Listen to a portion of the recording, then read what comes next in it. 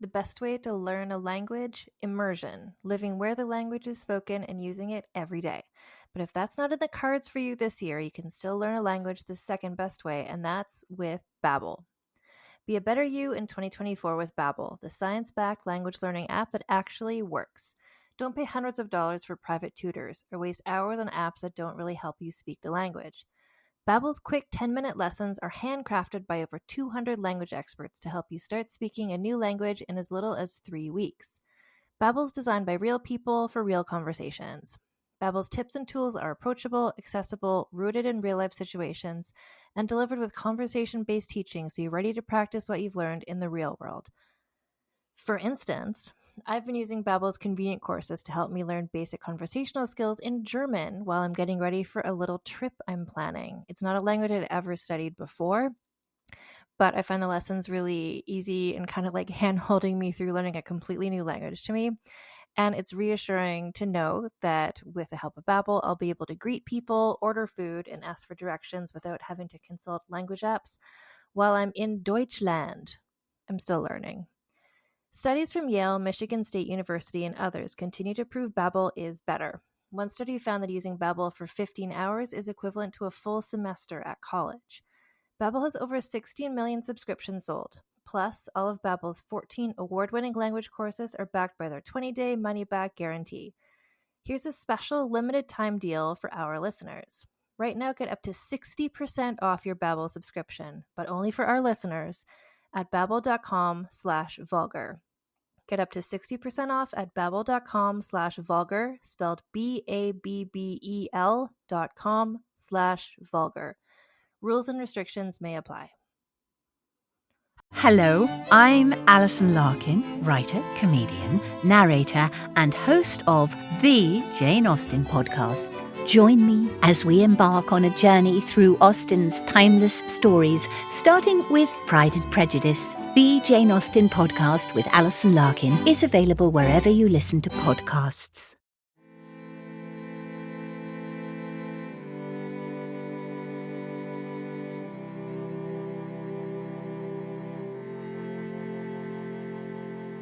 Hello and welcome to Vulgar History, a feminist women's history comedy podcast. My name is Anne Foster and this is a super special time-sensitive episode. I know we're in the middle of the season about Mary Queen of Scots. There's something about Mary Queen of Scots.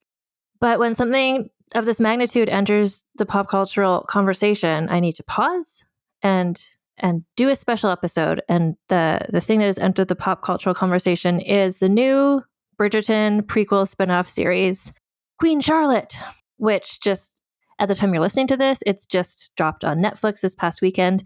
So this past Friday, from when you're listening to this, I recorded a special Vulgar History investigative report where I was talking about the whole thing, Queen Charlotte and race. Why, of all the British royal people, do people talk about her as maybe being a Black person? We're not going to talk about that today. There's an hour-and-a-half episode if you just scroll down wherever you're listening to this. If you want to dive into that whole thing, I did a whole episode just about that because it's a nuanced conversation. It's controversial. I wanted to bring in experts. It was my first investigative report, Lana. I'm excited for when you get to hear it. Anyway, today we're talking about Queen Charlotte, who facts and things that we can confirm. We're not going to speculate about the skin color of her 15 times potential great-grandmother. We're just talking about Queen Charlotte. And when I say we, it's because Lana's here. Lana Wood Johnson, everybody. Welcome, Lana. I'm here. Okay. Thank you for having me. Lana Wood Johnson, who at this point, everyone knows as the co-host for the entire first half of this season. And I'm back again with things I actually know about. Back again. Surprise. I had to bring Lana into this episode because there's, as much as I read a biography of Queen Charlotte and I've read stuff online, I'll say my sources in a minute. Lana, can you explain what you know about her / her husband / the German-speaking people of this era? I'm actually really excited to get to know Charlotte better because, as I have mentioned before, I have a degree in great man history, so I know quite a bit about George III. As often happens, I'm back with someone with a mental illness, which is, again, George III. And very amusingly, my 4 times great-grandparents were subjects of the Hanovers in Hanover. Okay, can we take our first baby step into this whole situation? So Charlotte was a German-speaking person. I forget how you told me to talk about this area that is now Germany, but before it was not the Germanic-speaking areas. The Germanic-speaking. She is a subject of the Holy Roman Empire. So by Habsburgs at this point. So while it's still the HRE, it's still Habsburgs. But she is what you and I, when we're talking our way through history, like to refer to as one of the Protestant princesses, where they had to go find good Protestant girls to marry, and those were all Lutherans in the Holy Roman Empire. And so she is from Mecklenburg. I've got that stuff, but first, can you explain who the Hanovers are? Oh, the Hanovers. Okay, so where Hanover is, it's a place also? It's a place. The Hanovers are from Hanover. And they are, Hanover is, it's actually a combination of a whole bunch of areas. Right now in modern Germany, it's a portion of Lower Saxony, which means nothing unless you know something about Germany. So you know roughly where Netherlands is? Not at all, no. Okay. So Germany kind of is the size of Wisconsin, which again is going to mean nothing to you because you're not American. But Denmark's to the north. Netherlands is to the northwest. I get turned around sometimes. Northwest, and then Belgium, and then France, and Germany kind of like arcs around those. And so it's almost directly below. It's to the very north below Denmark. There's one area between that, which is Schleswig-Holstein, which is my favorite one to say. And so it's kind of like in the middle, landlocked near. Do you remember this is when you're going to remember the Bremen Town musicians? Yeah. Okay, so Bremen is part of this area. Okay. The Bremen Town musicians, the area around that is where my ancestors come from. So your ancestors were subjects of the Hanover rulers. Yes, of this very specific kingdom of Hanover, and then before that, the electorate of Hanover, which is a whole bunch of combined areas. They didn't become a kingdom until after Allison's favorite, Napoleon, came through, and they shoved him off, and then it was a kingdom. I have a question about the Holy Roman Empire, aka HRE. So was that it confuses me because it's called the Holy Roman Empire, but it's not Italy. Or maybe it is, but is the HRE so it's Germany? Right. So like the places, like if I think of modern day Germany, effectively, I'm sure the borders are slightly different, but the HRE was kind of shaped like modern day Germany, and it comprised all of these little duchies, and that's what the HRE was? No. I mean, they're not duchy. They're not all duchies. Some of them are kingdoms, and some of them are princedoms, and some of them are bishoprics, and some of them are independent city-states that are just the cities. But it's like Germany shaped a bunch of little things, a bunch of little places, and that's the HRE? Yeah, it's kind of like the United States today, which is all of the states, or even in Canada with all the provinces, but less so, because I think you guys aren't quite as independent as the United States are all like independent states that work together to form a federal government that sometimes works and sometimes doesn't. Very much the same for the HRE, where they all come together and then they elect their emperor.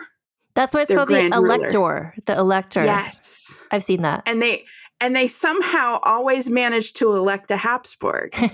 So sometimes the HRE is just Germany. Sometimes it's Germany and Austria and Hungary. And sometimes it's Germany, Austria, Hungary, Netherlands, Spain, Mexico, and all of these other places, because Habsburg's going to Habsburg. Whatever. Yeah. But at the end of the day, the only people that really could elect the Holy Roman Emperor was that German-speaking area. And it's so we're going all the way back to Charlemagne. Charlemagne had 3 kids, split up Europe into 3 pieces. One of those pieces is the Holy Roman Empire.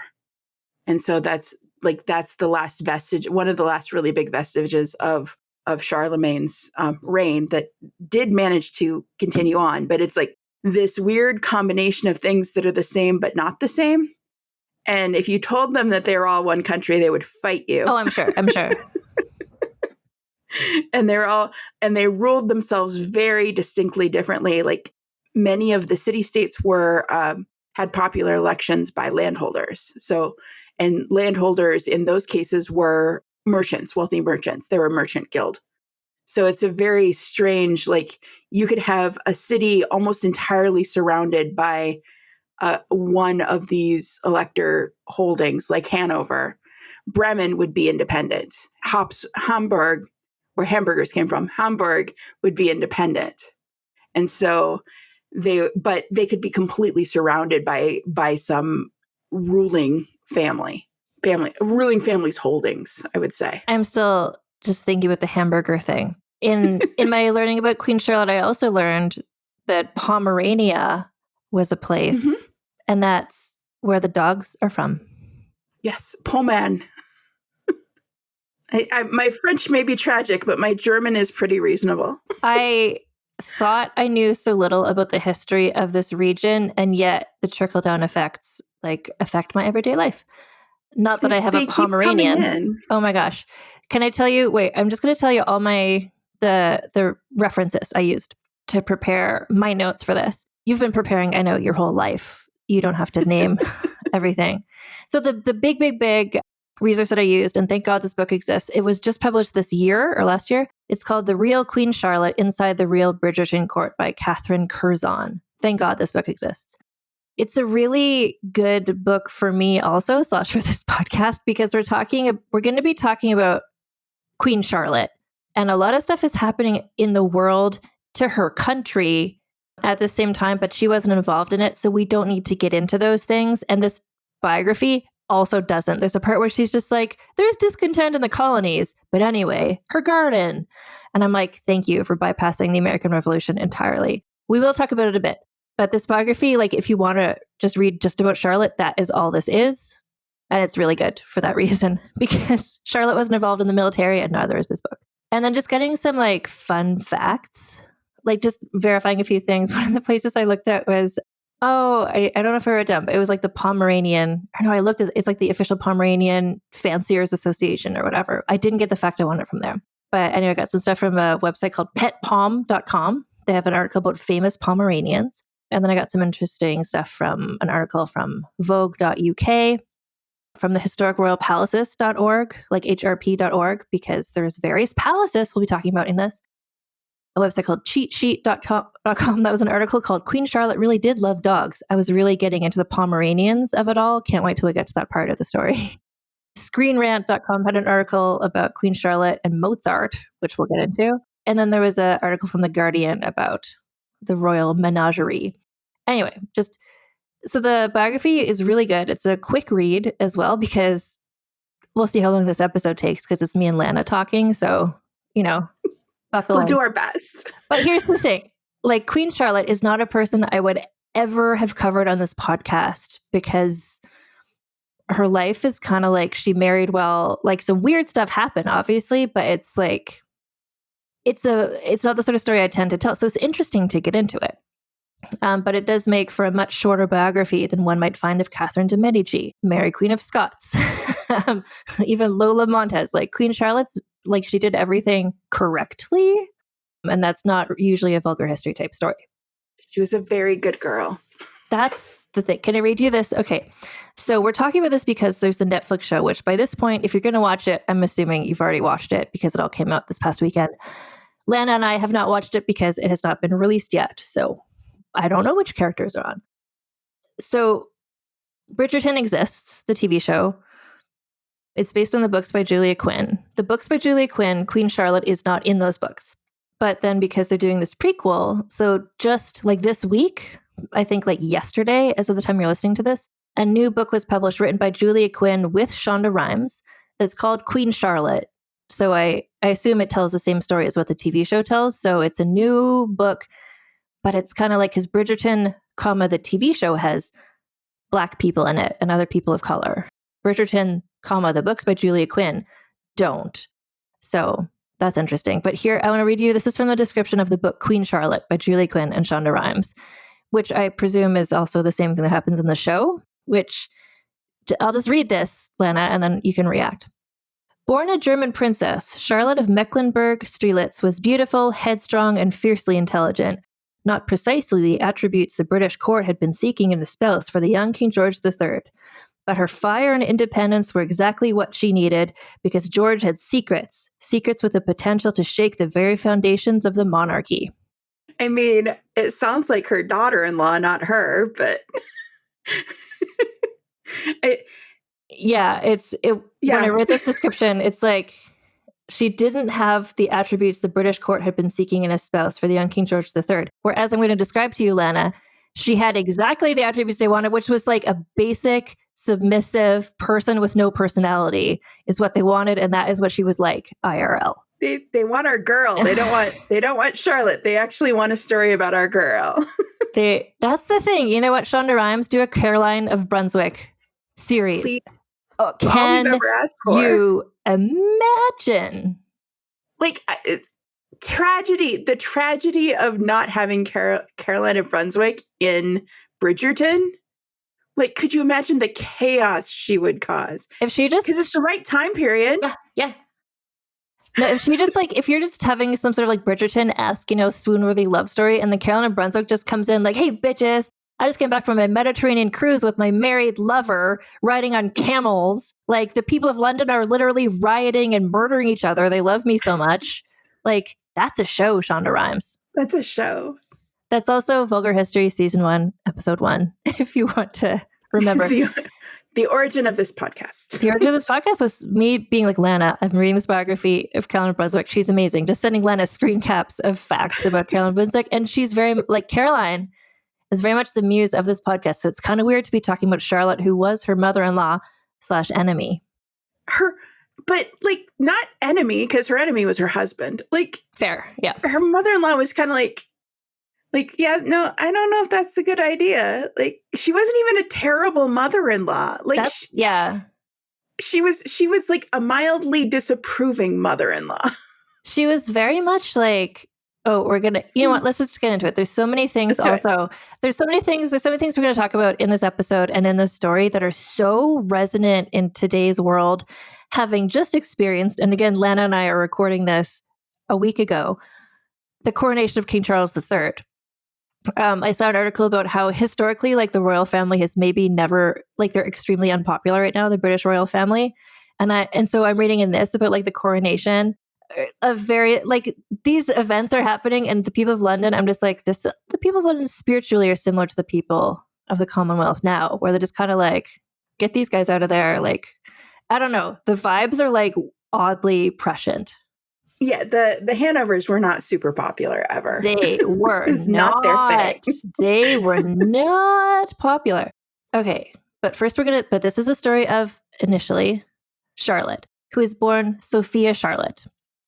So she was born May 19th, 1744. She was the 8th child and 5th daughter of Duke Charles. Oh my gosh. What's Charles in German?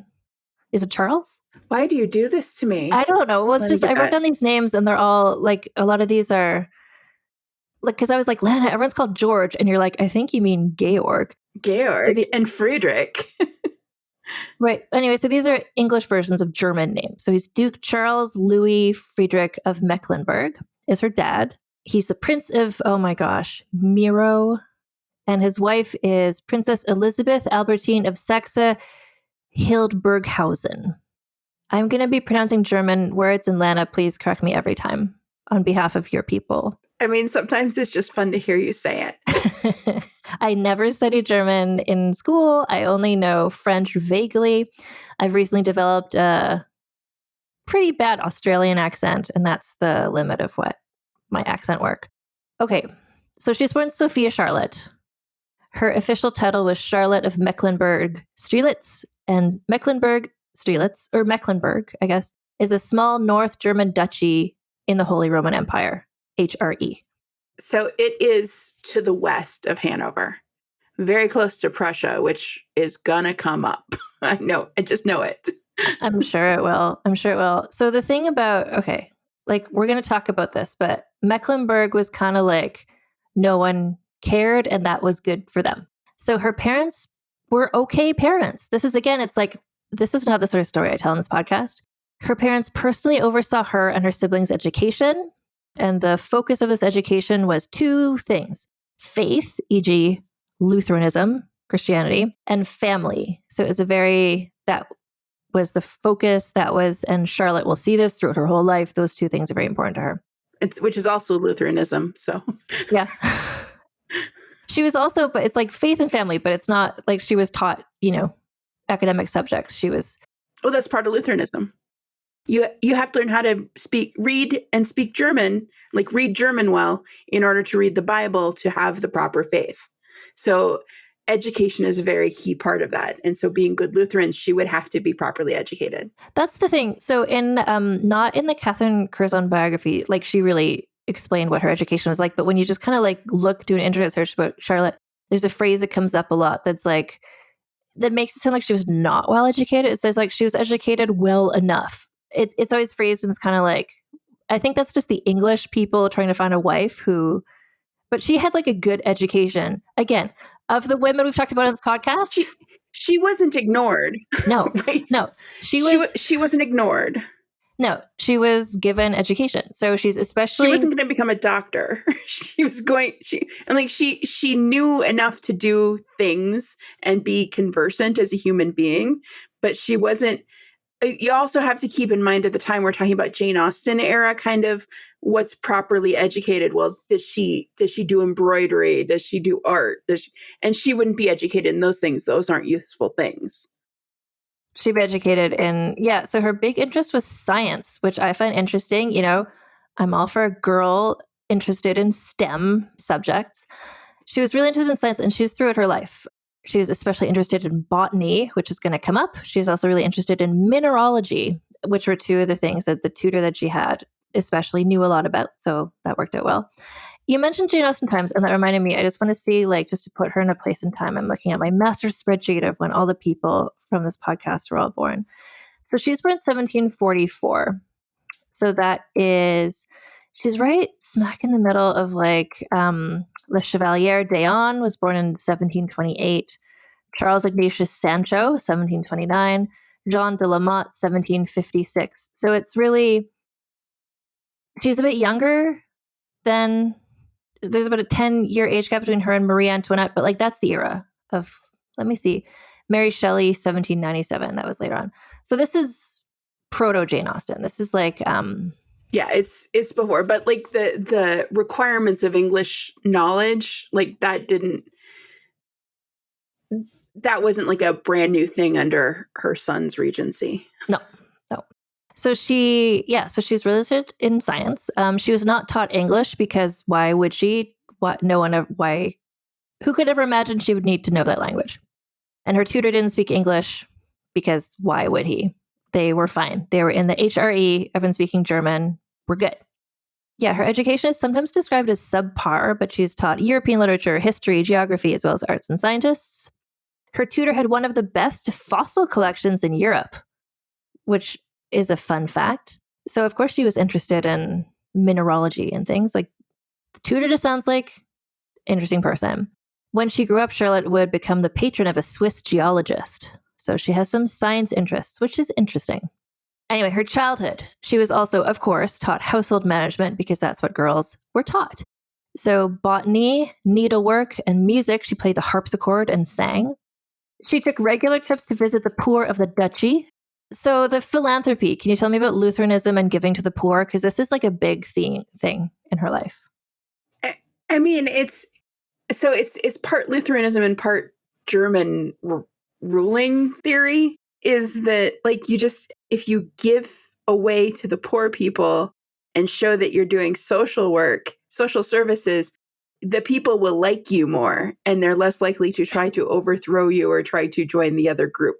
This ended up not working so great in laborers' favor when the Prussians finally take over everybody. It's also during the middle of the Second Industrial Revolution and labor uprisings. And so they like ended up working in these weird labor packages that is really nicely baked into like the concept of the German nation. But it was that same give them just enough so that they look like we're giving them enough. And so it's a ruling philosophy in Germany, in those German duchies at the time. No, but that's interesting to know then that that's kind of where it's coming from, because in her case, it seems like it was a genuine, she liked helping people. Yeah. Like she seemed like a pretty genuine person. Marie Antoinette was ruled in the high Habsburg houses. She was never taught to care about anybody else because all of the taking care of the common people was done at the Charlotte's dad's level. Yeah. And the Hanover level. So that like keeping riots down didn't happen at the very high level. So Marie Antoinette never had that modeled for her, but Charlotte absolutely did. Yeah. And throughout her life, we see that she really liked it. It's sort of like, who's the one in Little Women? Beth, the one who's just like, I'm going to take these like cakes over to the like poor starving people and then like die. Like Charlotte and her sister and her family, it seems like they were just always kind of like giving to the poor in this kind of like genuine way. Anyway, so this is how she grew up. It's sort of like a very humble, considering what's going on, like considering that she's like the daughter of the Duke and stuff. But it was like an unambitious domestic childhood. And she valued that. And then she brought that to her later life because she felt that it was a good childhood for her. Did it go well? No.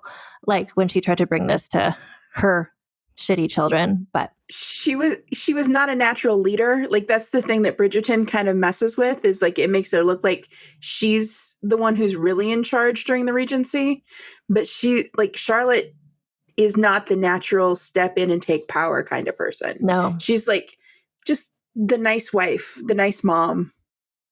Yeah, and she was very happy with that role. Yes, she was very happy with that role. Yeah, there's a part where she like sort of more power was thrust upon her and she was like very uncomfortable with that.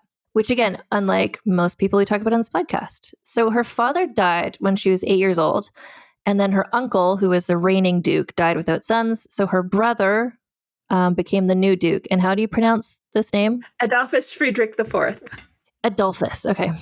Adolphus.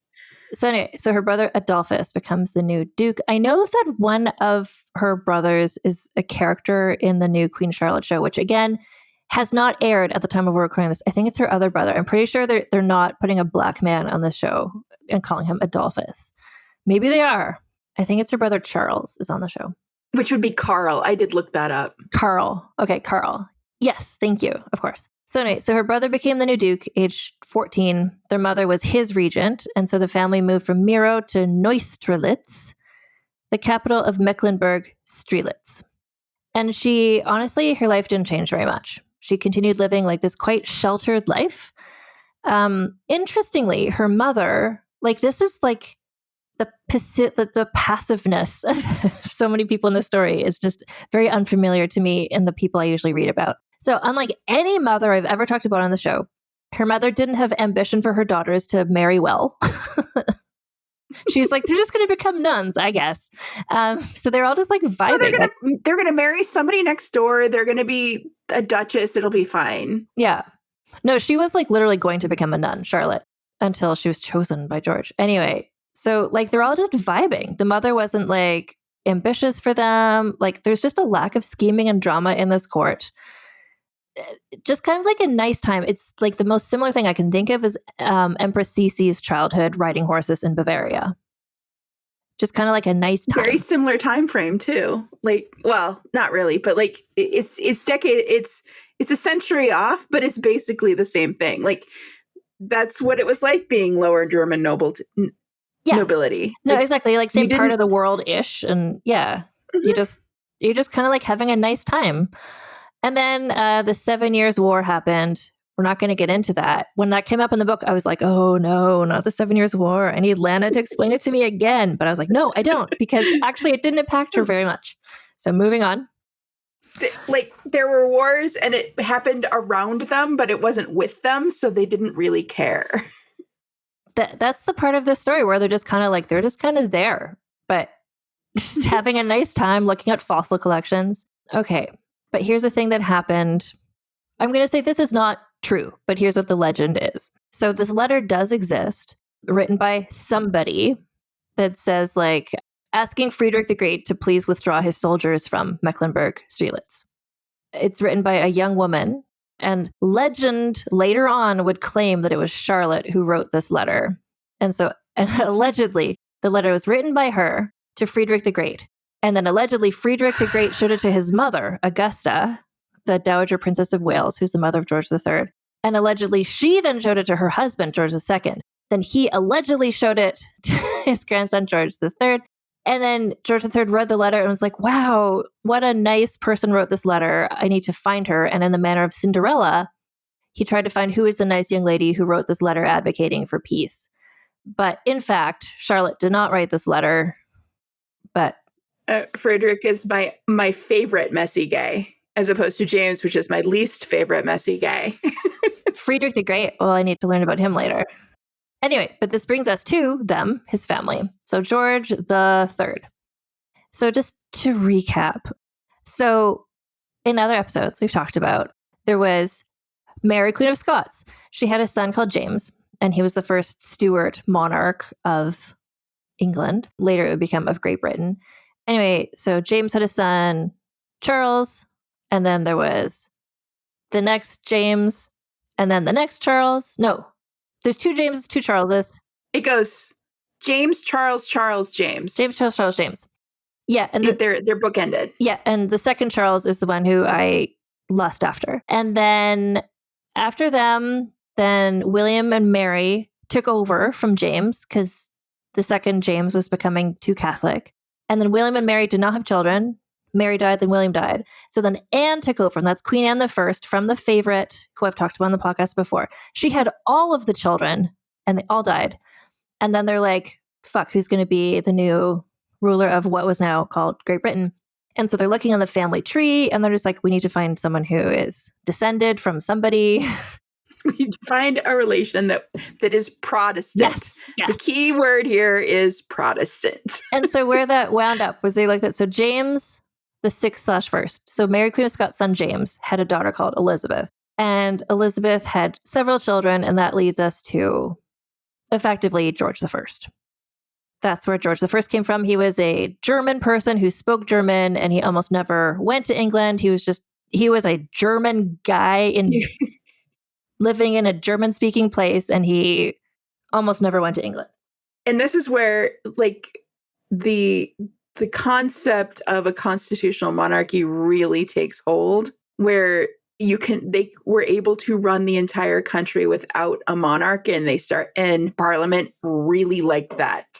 Because George just didn't want to go there. Interestingly, George I was, I believe, the king who was the king during the Mary Toft rabbit parts being pulled out of the vagina story, because it was his doctor, his like dirtbag doctor, who made that all worse.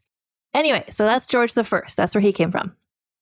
So then after him, the next king was his son George II, who was also born in a German-speaking place and kind of didn't like... No, he did want to be king.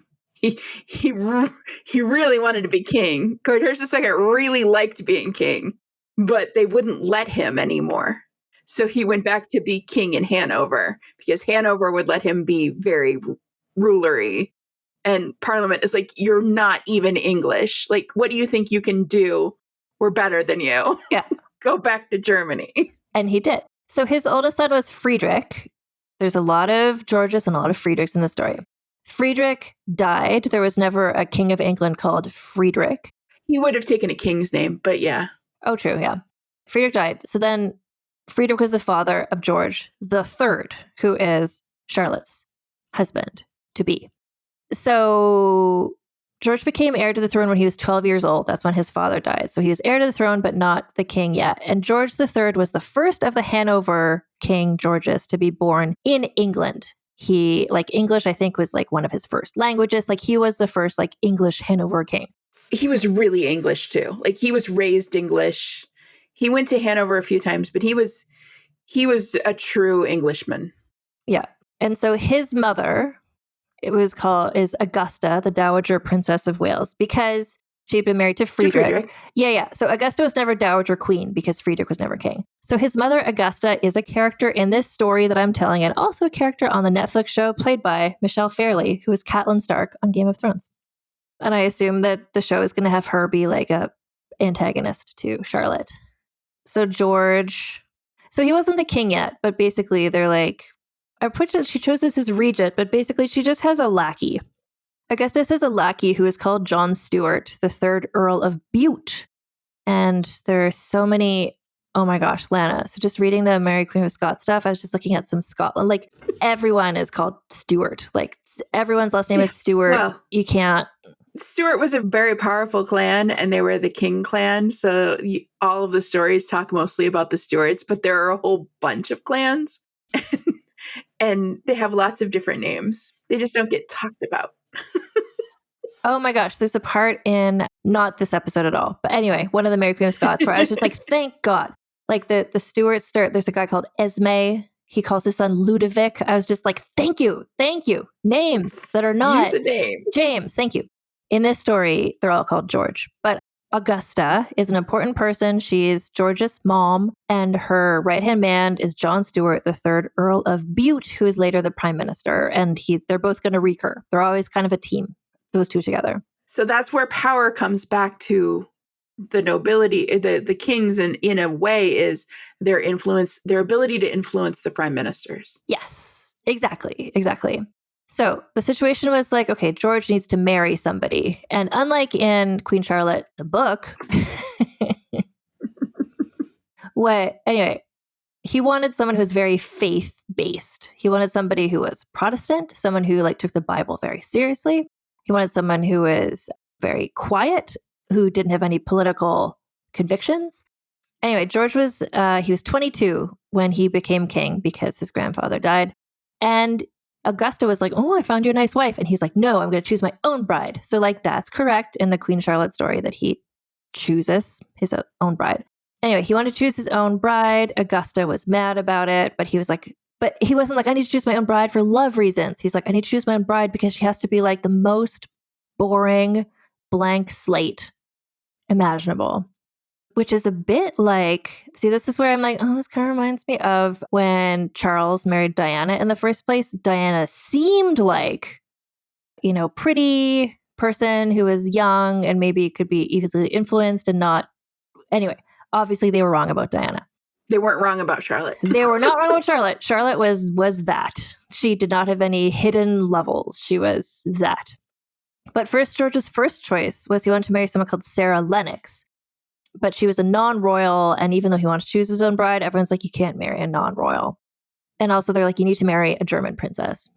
So Augusta and Bute sent a guy around Germany to try and find like a Protestant young woman who was German and didn't care about politics and was fertile, and that was their checklist, which is different from what the book said. Anyway, so Charlotte. So Charlotte was, in fact, she and her family were so low-key and so unambitious that her mother she didn't put her in the running. She didn't think she was in the running. Like, Charlotte, like, plans were underway to admit Charlotte into a convent to be a nun. The issue there was that Charlotte was like, no, but that nunnery enjoys music. That's, It's a sin. Those nuns are having too much fun. She's such a good Lutheran. I wanted to be a Lutheran nun when I was younger too, because I didn't understand what my orientation was at that point. So, but they didn't exist anymore. They got rid of the concept of Lutheran nuns. Yeah. So she was just like, I don't know. I feel like she was like, I don't want to go to that party convent. I feel like it was not a party convent, but she was so Lutheran. She was just like one of those people smiled. They're whatever. I feel like I know immediately how she grew up at this point. Like I feel it viscerally inside of my soul. Yeah. Because I was that kid. I was that 17-year-old. I don't want to go to that party convent. I'm going to go to a convent where I can really love God. Yeah. Yeah. So like, this is the vibe we're talking about. And like, spoilers for everything, this vibe does not change. So her mother didn't even think like, oh, let's like throw her hat in the ring. No, her mother's like, no, that's whatever. In fact, she was so not being considered that Augusta's like agent in Germany hadn't even sent over a portrait of her as a potential candidate because she was so low under the radar. But her name was like the last name on a list. And it's like, wait, who's this one? It's like when you're watching any reality show, Survivor or anything, which I'm currently watching. There's a point in the season where somebody shows up and I'm like, wait, is that a new character? It's inevitably a young woman. I'm like, has that young woman been on the show these last 12 episodes? Why have I never seen her before? Like, that's Charlotte. She's just kind of like, oh, wait, is that person? Who's that? He was looking for someone so low key that everyone else thought she was low key. Yeah. So a portrait was commissioned of her and was sent to him. And he wasn't like, oh my God, she's so beautiful. Because in fact, she's famously not considered beautiful. So he was like, wow, she's like really religious, not pretty, loves God. She's going to let me get away with everything. Yeah, he was just like, great. It's like if a portrait come and she was beautiful, he would have been like, ooh, no. But she had this kind of like nose that she had a German nose. I talk about that in the other Queen Charlotte special. But basically she had a pointy nose that like you could see the nostrils from the side. You mean like this? I'm showing Anne my very German nose. Yeah, exactly. So there's the thing about Queen Charlotte where like a couple people wrote like she had like wrote about her nostrils, and that's where some people have interpreted that as describing like an African heritage person nose, but it's like, no, they're being racist, but they're being racist against Germans. They're criticizing her German nose. Anyway, if you look at the portraits, she has a long pointy nose with visible nostrils from the side like Lana's nose. And some of us are just gifted like that, okay? When you look at caricatures of her, it's always exaggerating this nose. So she was like, all the descriptions of her, which people look at now as this as being like, oh, are they describing her being like secretly black? It's like, they're describing her as just not being the ideal of British beauty. Like her lips were a bit thicker, which again is people being like, oh, she's secretly black. But basically she was just like not conventionally attractive, but that's what, all the better for George. He wanted a person who would just blend into the wallpaper, literally, which was her. So they were like, they commissioned the portrait, they sent it to him, and he was like, great, I choose her. But no one had even told her. Like, she was still just being like, yeah, she's still maybe going to join the non-party convent as one final secret test. So the guy in Germany, so there's a place called Piermont. Do you know where that is? No, but I can look it up. She was taking the waters at Piermont, not Australia. That's the first place that comes up. Oh, a spa town in northern Germany. Bad Piermont, it's called. Bad means bath. Means what? Bath. Anyway, so the spy who's in Germany went to like secretly watch her to be like, is she really as boring as we think? And he's like, well, she seems like, yes. She seems like she was there with her mother and her sister, and they're just like taking the waters and just whatever. And he's like, it seems like she's boring, but when there was like a card game was afoot, it seemed like she got really competitive about it, and she got upset when she lost. But lest you listeners think that she was an interesting person, she was not. Because again, it's sort of like a Beth March from Little Women vibe. So he followed her afterwards to see her go for a walk. And the day after she won a lot of money at cards, she would go and donate it to the poor. And so she got really competitive and upset because she liked winning money, because that meant she could give more to the poor. That she was too good for this world. Like, it's hard not to, like, in the context of the show, criticize her. Like, we're so used to people being, she was just a good person and she did not deserve any of this. No, exactly. She was like a really, I keep being like, oh, she's boring. It's like, no, she's like so kind and nice and sweet and not making waves. Like it's not, she wasn't pretty. She wasn't scheming. She didn't want to be a queen. She just wanted to be nice to poor people and maybe have some kids or go to a nunnery, like one of the two, whichever works out. This is like, there's been people in the podcast before who have been, people try to fit them in a box like this and they chafe against it and it doesn't work, like Caroline of Brunswick. But Charlotte was legitimately this person. This is who she was. Like she was, in fact, perfect for this role because she was just what they wanted. And there's so very few people in this world that fit in this box so nicely. Yeah. Anyway, Which again, We found her. honestly, yeah. So it's like finding the right actor for a movie where it's just like, oh, we're never going to find someone who's this and this. Oh my gosh, he's perfect. So yeah. It's too bad George III was as he was when his son was trying to find a wife, because evidently he's really good at picking them. When they found Caroline of Brunswick, Charlotte was like, no, like, what Guys, are you? No. Don't do this to the poor girl. But they didn't listen to her, and she's like, okay, I won't rock the boat. That's where she failed us. So she's an interesting person in a really different way from this podcast, and also from like the heroines of a Shonda Rhimes produced Netflix series. Yes. So I see why they would completely change her personality, because she's not a soap opera character. No. Well, she's kind of the ingenue, but the ingenue always grows up, and she never grew out of this. She's kind of like a Beth March. She's like a Melanie from Gone with the Wind vibe. She's just like nice and kind. She's supposed to die early to cause more drama. She's not supposed to live up into like her 70s, late 70s? Yeah, no, she doesn't have main character energy. She has really strong supporting character dies early on to motivate the main character energy, but to be fridged, properly fridged. But she was not. So here's what happens when someone like that doesn't. So arrangements were made to send her over to England. In the middle of making these arrangements, her mother died. So she was in mourning when she set out on the royal yacht to England. And I was like, royal yacht? Did someone say Fubs? But it is not the royal yacht Fubs. It was a different royal yacht called the Royal Charlotte, previously the Royal Caroline. I mean, boats only last so long. I know, but like if she had boarded the Fubs, that would be the most interesting thing she did in her life. But of course she didn't, because that would be interesting. Anyway, so the journey was rocky. So this is the same as like, if you remember when Anne of Denmark was trying to come over to marry James, there was also rocky. She ended up getting shipwrecked in Norway or whatever. Anyway, the journey was rocky. Charlotte got really ill. She lost weight because she couldn't eat because she's throwing up all the time. And yet she would still entertain the people on the ship by playing the harpsichord for them. And then the ship landed somewhere different where it was supposed to because of the storms. But whatever, she got there. It was Anne of Denmark was stranded in Norway. James went over there. He burned a bunch of witches. None of that happens here. She just like landed somewhere different, and on we go, because it's almost like a superpower, the way that she makes everything just be like not chaotic. Not a thing. It's like she's had a nice life, except for when she didn't. We'll get to that. So anyway, so she met George.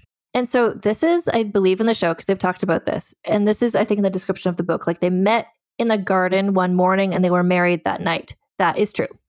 So they met and she offered, so she liked, snuff. I didn't look this up, and I didn't tell you to look this up. Tobacco. Tobacco that you like put in your nose? You like sniff it like cocaine almost. And I think you do a little pinch. Yeah. Anyway, so she was a big fan of that. And so she offered... It was pretty popular at the time. Wait, I have this later, but Caroline of Brunswick called her like old Snuffy or something. I'm glad she has a flaw. Well, okay. So she offered him her snuff box as a friendly gesture, and he was like, I never use that because he is also, spoiler, a big nerd.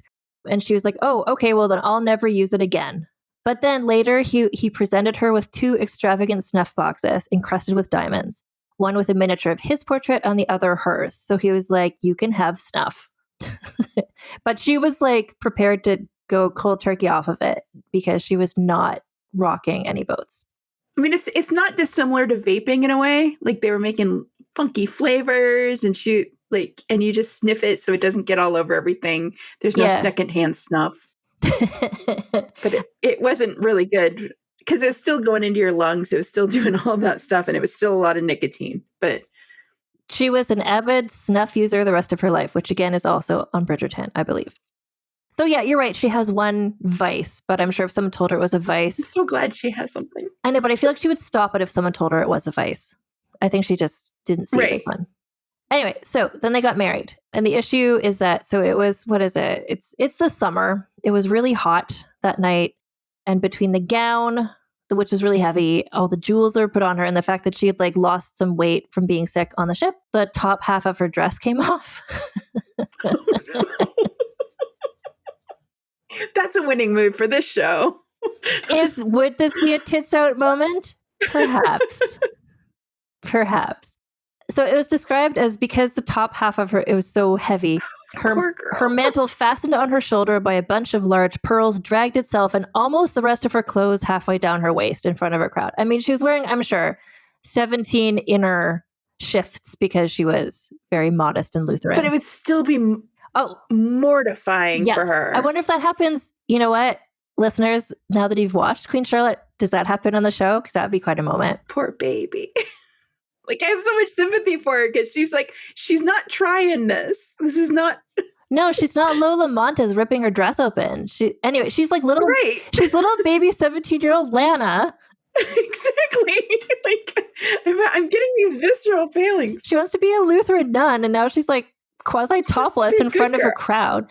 Anyway, of note, this is where my Pomeranian research comes in.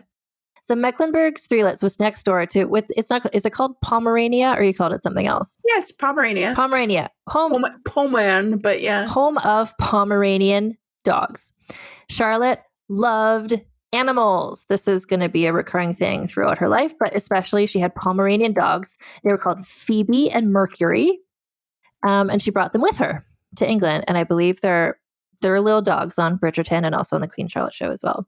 She adored this dog breed so much that she would breed them and give them as gifts to other royals. If you look at the portraits of like her son and like other people, like there's like a little dog in like every portrait.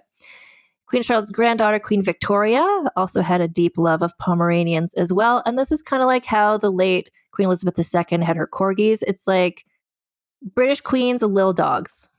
It's what they're allowed to have, and they just go all in on it. This is what they could do. Anyway, so I just love that she brought Phoebe and Mercury with her.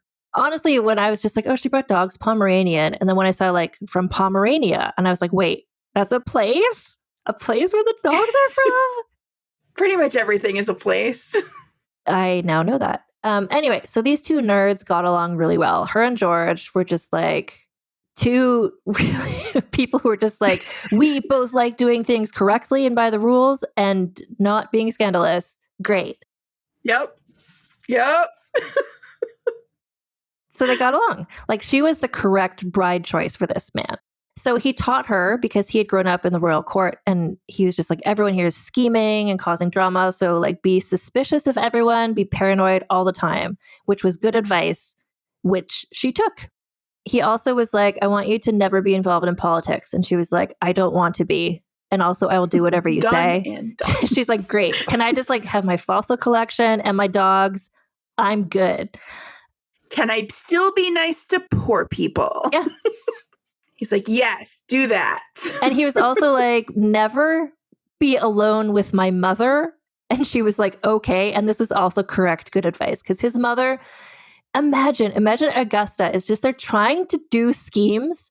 And then you've got this blank slate, Charlotte, who's just like, no thanks. Like, now I want Augusta and Caroline. Like, that matchup would have been epic. Yeah, I don't know. Like, Charlotte's energy is just like throwing a bucket of water on anyone. Not that she would, but it's just like, oh, something exciting is going to happen. No, it's not. Like, she's just like not. There's here a lot for of it. power in that, though. No, and especially in politics, like taking the bluster out of somebody. Huge amount of power. Just not fueling them at all, not giving into leaning into the gossip or anything. Exactly. It is, in fact, the best technique should you be dealing with somebody who's narcissistic is to gray rock them. Give them nothing. Yeah. Like, don't react. Don't, oh, that's nice. Like, just move on with life. And that's what she was that surrounded by narcissists. Which does take a strength of character, I think. But also it's so interesting. She's like the exact opposite of a vulgar history person, but there is power and interest in that because she's so extreme in this direction. Yeah. Anyway, so London was excited for the coronation of a sexy young king who was not a German person who hated them. So they had the coronation. The streets were lined with people excited to watch the coronation, which is interesting given how strongly everyone would come to hate these people. But at this point, they're just like, yay, a sexy young king and his wife who is not pretty. Hooray. Her chief attendant was George's sister, Augusta. This is the second Augusta in the story, but this Augusta is the mother of Caroline of Brunswick. These two women did not get along because Augusta, too, was also a messy bitch who lived for drama, and Charlotte was not into that. So that just drove both of the Augustas crazy that Charlotte would just like not give them anything. Fight with me, argue with me, try to steal my power, do something, help me, whatever. And Charlotte's like, I'm just going to go show my fossils to my dogs and then read the Bible and then give to the poor. If I do schemes, do I get more money for poor people? No? Okay, then I know schemes. Yeah. Anyway, so she also loved going to the theater. There was an actress who was mentioned that she really... Here's the other thing I was reading this book about Charlotte, and I'm like, this is like a delightful book to read because it's just like, here's a person who's just really easy to read about, especially in the early part. But I kept finding names of people, and I'm like, ooh, I got like 5 more names of potential subjects for vulgar history just from like name drops. Of like, she couldn't stand this person. I'm like, who's that person? Great. Noting that thing now. On the list. Yeah. You're starting to appreciate my eras a lot more now. Yeah. You see, we also have schemers in them. Yeah, I just need to find the like messy bitches. So anyway, Charlotte loved going to the theater, especially watching this Welsh actress called Sarah Siddons, who is on my list. Oh, yes. She should be on your list. Yeah. Charlotte also, in fact, Charlotte later in life, Sarah Siddons like retired, and Charlotte was like, could you do one more performance? And Sarah Siddons performed when she was pregnant. She performed when she was like old. Like Charlotte was just like, I like your performances. Keep performing for me. Like, okay. She also liked going for long walks, Empress Sisi vibes minus the orthorexia. Extremes. She just liked going for long walks because that's a pleasant thing to do. She also liked donating large amounts of money to charities and to those in need. She was the proverbial nice white lady. Like she was saving everybody through donations, but not actually making any significant change, even though she could have. Here's the thing. So we talk about this in the other Queen Charlotte episode, which you won't have heard yet. But in terms of like, was she secretly a Black person? Which, like, again, like an hour and a half, I talked to experts. They explain it better than I ever could. But notably, this was the time period, like Charles Ignatius Sancho was on the scene, right? While she was here, the guy from the book, I did the interview with Patterson Joseph about him. Like abolition was a thing that people were pushing for. And some people went to Charlotte being like, can you please talk to your husband about this? And she was like, no, but I will give money to the downtrodden. Yes.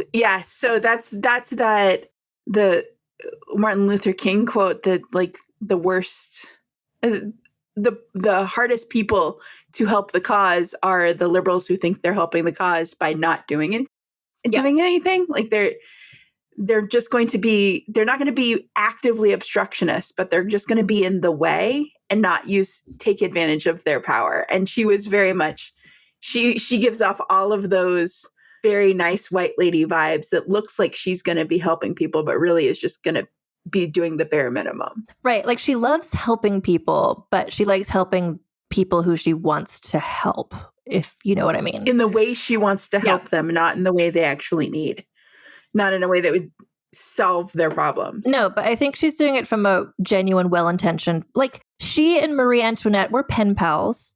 They were similar age. They were both German princesses who married into another country, were not known for their beauty, and just kind of like to vibe and like hang out in gardens. We're going to talk about Marie Antoinette later. But like this does remind me a bit of the Marie Antoinette vibe where she's just like, she's so much in her own bubble. It's like I can't put an expectation on her to like get the importance of the abolition movement when like she's vibing out doing her own thing completely separate from an understanding of what that is. Yeah, she was Marie Antoinette was intentionally kept her entire life from the masses. Charlotte wasn't. Charlotte could have educated herself and grown above it, but she chose to not cause problems anywhere at all, ever. And this is, again, 2 things I want to say. Firstly, if people go to the Instagram page, Vulgar History Pod, the post before the post about this episode, I posted about the Queen Charlotte and race discussion. And there's a bunch of pictures there in a slideshow. And one of them is a picture of Charlotte with an enslaved, dark-skinned black boy. Like, he's there like a prop, making her look paler by comparison. Like, anyway, she like this is happening. Like, there is slavery in England at this time, and she's just kind of like, I'm gonna invent the Christmas tree now. Like, that's what she's doing. Well, bring the Christmas tree from Germany. Yes, because that's my next note. She put up the first known English Christmas tree. I thought it was Albert from Victoria and Albert, but it was in fact Charlotte. She did that later. She did the first tree later, 40 years after this. But before that, she brought in yew branches, and at Christmas, she would dispense gifts to the poor. She donated to so-called fallen women. So this is, again, I'm not being like she was a bad person. It's just like, here's what she was doing, and it's the bare minimum, which is more than a lot of other people were doing. So, yeah. She was funding housing and educational initiatives for women, quote, fallen women, as well as for young orphan girls at risk of being exploited. She really focused on girls and women, and that's great. That's good. Good for her. My day job is at a youth shelter, and I can visualize the kind of, we're going to give you money, but these are the strings. This is we're not going to actually figure out what they actually need. We're going to give all these weird rules about it, that kind of vibe around. I want it to go to this thing. It's but they need this over here. It's well, I don't agree with that LGBTQ plus stuff, so I don't really want that there. Yeah, I'll give you the money, but could you please spend it on buying books about Jesus? It's well, actually, what the library needs is computers and staff. It's but could you use this money to buy Bibles and a fossil collection? So I don't know. So again, she's not doing anything. Exactly. She's not doing bad things. It's just she's not doing as much as she could be doing. Which is that terrible middle ground in this show to make her have no points, because she could be doing things. She could be doing things for good or doing things for bad. She's doing neither. And this is the thing. She's just beige. Everything about her is just beige. So beige. Okay, so George, her nerd husband, also liked science and nature because they're both nerds. They were nerds in love. And so I believe the Queen Charlotte show, we'll see. I'm going to guess it doesn't show them as nerds, but they were in love. They really enjoyed each other. For instance, he gifted her a zebra as a wedding gift because she liked animals and also science and nature.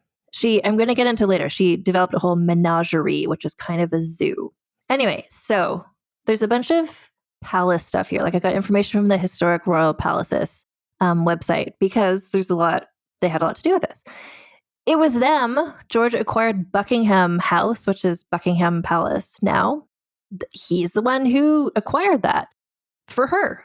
So she made Buckingham House, which I guess is one of the houses in the grounds, became known as Queen's House. It was her sanctuary. It was a lot smaller than what we know it as today. I'm sure, yeah. But Buckingham, that property started being developed because of them. So they divided their time between there, as well as they had homes in Richmond, Kew, and Windsor. And at all their homes, Charlotte threw herself into landscaping the gardens and remodeling them because she liked botany, right? She was really interested in it. Not just I like flowers. It's she was really from a science-based way. She was not an aesthetic person. I think she liked gardening as a scientist, not just flowers would look pretty, but she's no, how can you grow them best? And so she had her private menagerie. So at their home in Kew, this housed her exotic beasts, including the zebra, as well as the first kangaroos to come to England, as well as elephants and other animals. And I have two tidbits to share. Firstly, he bought her a zebra, and it was kind of thought wow, let's use zebras instead of horses in England. Fancy people did not work. Zebras. It's saying, hey, let's use donkeys instead of horses. It's saying, let's use grizzly bears instead of horses. It's zebras were not about that life. Zebras are not going to do what you told. They were not domesticated. Let's use cats as horses. It's the zebras were just, so the zebra just kind of just hung out in the menagerie doing its thing. Kangaroos came and they started multiplying. And then so Charlotte started giving kangaroos as presents to people, but only one because there was getting like to be too many kangaroos in England. So they had to separate them all. But, as a scientist, she's like, good to know. Good to know that kangaroos can have this many children. Anyway, so these are her hobbies. So she and George, they had these residences and they liked seclusion. They liked being on their own. Like he liked tilling the land. She liked planting things. They're just like these two little gardeners and they liked being away from everybody and everything all the time. For British people, when she says Kew, she means Kew Gardens. Is that famous? Like, yeah, it's well known. The pagoda was built under George III. Mm-hmm. It's still the Royal Gardens today. Okay. It was Augusta started it, but they really kind of did their thing there. What this reminds me of, and I don't know if this is at Kew Gardens, but I'm going to get into this because if anyone's listened to the previous Queen Charlotte episode where myself and both of the experts, but they very much steer the conversation's direction. We're talking somewhat critically about the current British royal family. So I'm going to say Charlotte is a bit of a Kate Middleton type, where she just kind of like Kate Middleton had a whole thing where she like designed a garden one time and she's like, it's a play garden for children. And everyone's like, clap, clap, clap. How nice. Like just in terms of sort of like useless things that we're supposed to pretend are amazing. Anyway, so they liked being by themselves. They liked not being around the general public. She liked being away from politics. Like they were just having a nice time. But, this could be part of why the general public hatred of them grew to the extent it did, because they just never had anything to do with them. So their first child was born within a year of their marriage. And that was George, AKA the future husband of Caroline of Brunswick. His nickname was Prinny. The regent of the regency. The regent. Anyway, so his nickname was Prinny, and I'm going to call him that because there are an awful lot of Georges in this story. Anyway, at the same time he was born, George III fell very ill with influenza. But he rallied. But this is like, even before they were married, even before this, like George III was kind of thought of as like, he is a sickly person. And this is part of why they were like, you need to marry and have an heir ASAP, because how long are you going to last? Sort of feeling. Foreshadowing. Anyway, he had influenza and then he got better. Over the next 3 years, she gave birth to Friedrich, the Duke of York, and then William, the Duke of Clarence, both of whom grew up to be pretty shitty, scandalicious people. Yeah. All of her sons were kind of like, if we're going to compare them to the modern day royal family, Prince Andrew types. Over the next 20 years, she gave birth to a total of 15 children, 13 of whom survived infancy. So in terms of like, what was she like? What was her life like? Whatever. It's like, well, she got married and then spent 20 years being nonstop pregnant. Her life was like that. That is what her life was like. She was relatively okay with it. She was very bored, I will say. One of the experts I talked to in the other Charlotte episode has read a lot of her diaries and journals and letters, and Charlotte just wrote a lot being like, I'm so bored all the time. This is unpleasant. They don't let you give things to the poor people and visit them when you're pregnant with one of the royal heirs. They just don't like that. No, she's probably just like, I wish I could go off and tend to a garden in a Lutheran nunnery, but here I am instead, and I am not happy. She was not.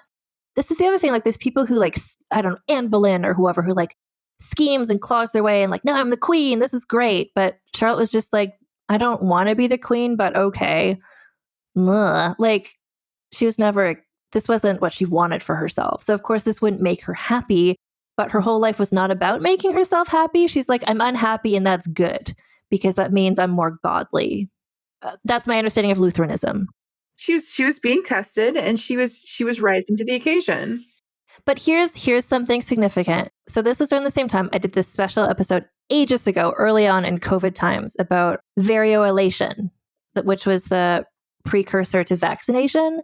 So Lady Montague had gone to the Ottoman Empire and she found out how the people in the harem were, in fact, like inoculating themselves against smallpox and then the whole thing with cowpox. Anyway, Charlotte, this was happening. And she was like, you know what I'm going to do? Have all my children variolated against smallpox. She was into it. The royal family did it. And that made it more acceptable for other people to do it also. So that's awesome. Yeah. Yeah. So as much as she was, like a nice white lady, she was not an anti-vaxxer. She was in a time where everyone thought this was really weird and experimental. She had like 15 children and she had them all very related. And dangerous because, like, you could genuinely still get sick from variolation if it wasn't done. To be fair, 2 of her children did die from it. But that's better than all 15 dying or being maimed by it. Like having lifelong... Or by getting smallpox, yeah. Yeah, having lifelong illnesses as a result of her not even trying. So this is, I think, one of the first interesting things that I've read about her, that she stood up for something she believed in. Yeah.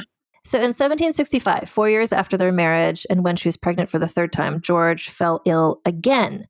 So Augusta, the mother-in-law, and her henchperson Bute arrived. Like, ha, do you need a regency? We could take over. But Charlotte was like, no, like, I am devoted to him. I'm not going to leave his side. And so they were just trying to scheme and like use this against her. But Charlotte was so devoted to him that they couldn't.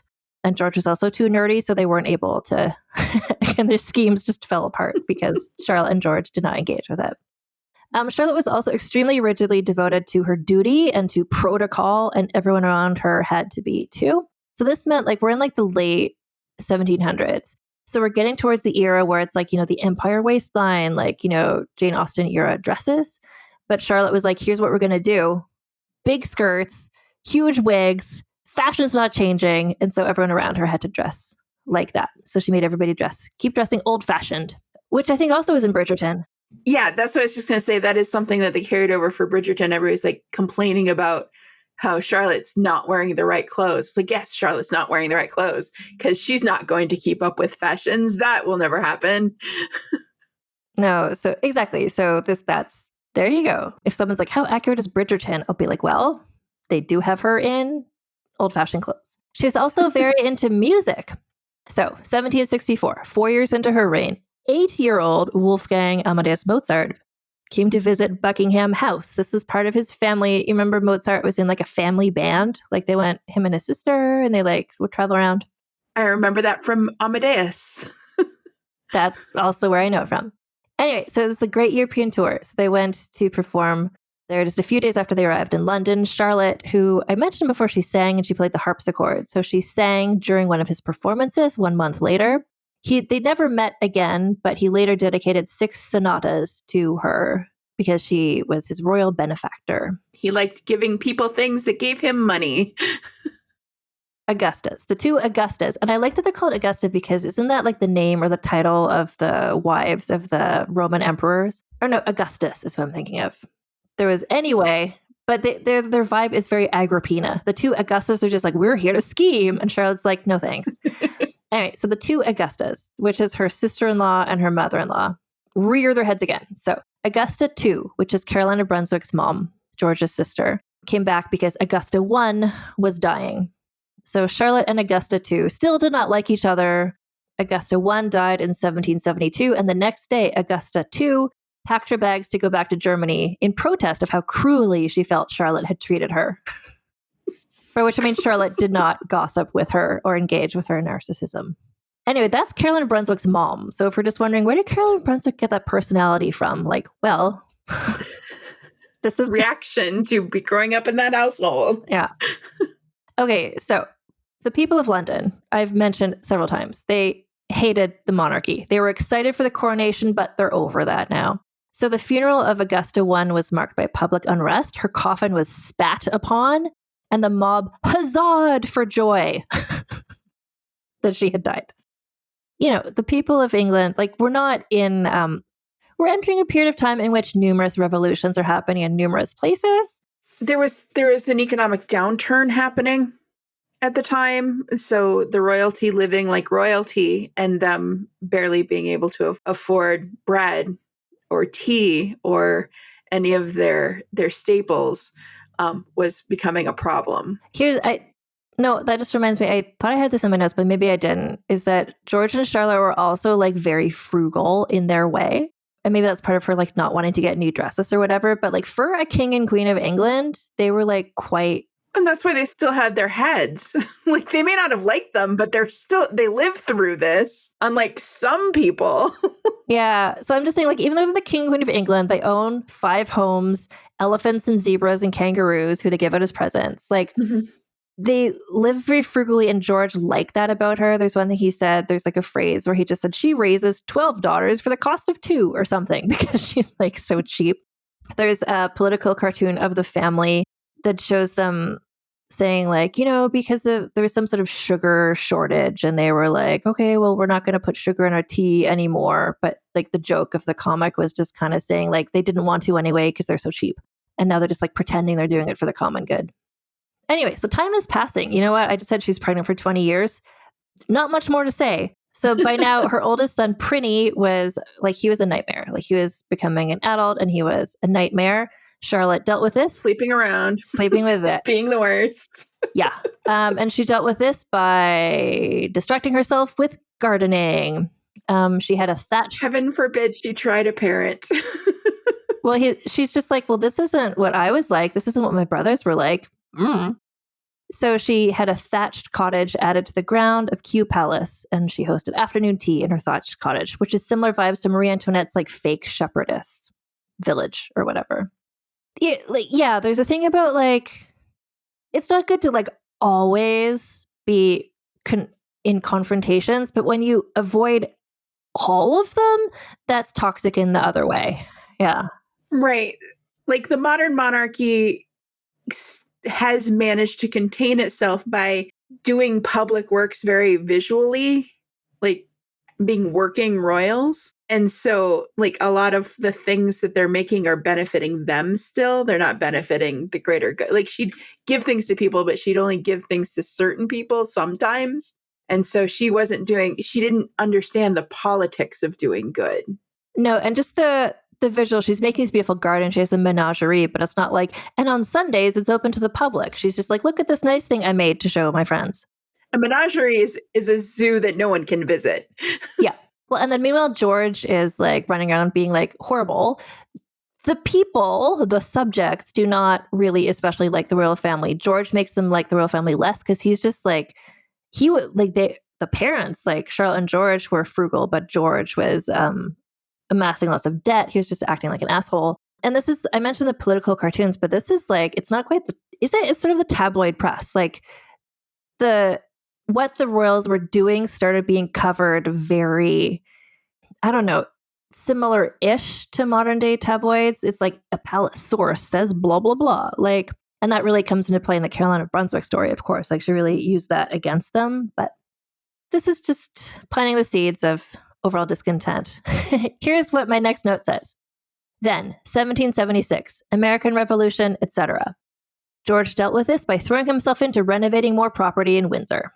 Yeah, Hamilton has lied to you. George was not smugly sitting in his castle singing about how you'll be back and then you'll see. He was sitting in his castle going, I need new drapes. Like, if he had cared more, maybe something would have gone differently, actually. No, but as we've described, George and Charlotte, they're both just kind of like, various crises are happening, but they're like, are those crises happening in my garden? No. Well, that's the only place that I care about. Do I look like the prime minister to you? Because I am not. Yeah. So then, okay, so 1780, they'd had 14 children by now. So the final 2 sons, Octavius and Alfred, were born in 1779 and 1780. And here's the thing also, like, they kept having more children and they just really liked the younger ones better than the older ones. Could that be because children are easier to control and contain than like an asshole adult child? Who's to say? I mean, they're all going to grow up into him eventually, so they're not doing anything new or different. But if you just keep having a baby, then you can just like have fun with that baby until they get old, then you have another baby, and then, right. Yeah. Once you start making noise, they ignore you, and then you can do whatever you want and destroy whatever civilization you come across. So they preferred the company of their youngest children to Prinny, their asshole oldest son. Also, there's ongoing riots in London from the everyday people against the monarchy, but they're like, doot, doot, doot, look at my kangaroos. Yeah. The 1776, the revolutions caused a very large financial downturn, like a very large financial downturn in because they the weren't United getting Kingdom. because all the like crops and whatever from the colonies were no longer going to England. Is that why? Yeah. They were funding a very large war. Like it costs money to send soldiers overseas. They weren't getting the incomes from that war, and they didn't have access to the raw goods from like the cotton in the South or like any of the crops that were being produced across the whole of the colonies. And so it like a lot of their wealth had come from the colonies, and the United States was the oldest and most established by that point. So this would just be making people be more upset. But it's also kind of like this is the Yes. era. There's various revolutions happening in various places. We're going to get to the French one in a bit. But it just felt like revolution was possible and useful. I don't know. It's just like revolution. And you heard more news about what was happening more places because of like the newspapers and stuff. So anyway. About the only thing that saved them was the fact that they'd become essentially a constitutional monarchy by that point. Yeah. The prime minister had more powers. That's not the king. Yeah. So I mentioned that two of her children did die related to variolations. The two youngest sons, Alfred and Octavius, both fell ill and basically died of smallpox as a result of the variolation. 3 months after the second of them died, her final baby was born, Princess Amelia, who is sometimes called Emily for short, who was the darling and the baby of the family. And at around the same time, Charlotte started hosting the first debutante balls called Queen Charlotte's Balls. And so these raised money, which helped her to fund Queen Charlotte's and Chelsea Hospital. This became an annual event. Even after her death, like they still kept having these balls. And these are the balls, like in Bridgerton, like you're going to make your debut. Like that's these balls. That being said, she hated it and all social events and parties because she just wanted to be alone with her plants. In 1786, a woman named Margaret Nicholson tried to assassinate George with a butter knife. This was a woman with like mental illness. Like she thought that she was the rightful monarch. The knife wasn't even sharp. Like it was just kind of like, oh, here's a woman in crisis. And George, to his credit, half to his credit, was like, because they're like, oh my God, should we arrest her or whatever? He's like, she's troubled. Like, let's just like send her for like medical help. Good. Well, good. Not really. Good instinct to not send her in jail because he was just like, don't worry about it. The place she was sent to was Bedlam. Horrible. Horrific. Yeah. So like the instinct to like not punish her in a jail way is good. But there was not another option that was better. There was. You notice he never was sent to Bedlam. Oh, fair. True. Spoilers, Nana. Anyway, when Charlotte and her attendants were told that this had happened, the attendants broke into tears, but Charlotte did not. She said, I envy you, for I cannot cry.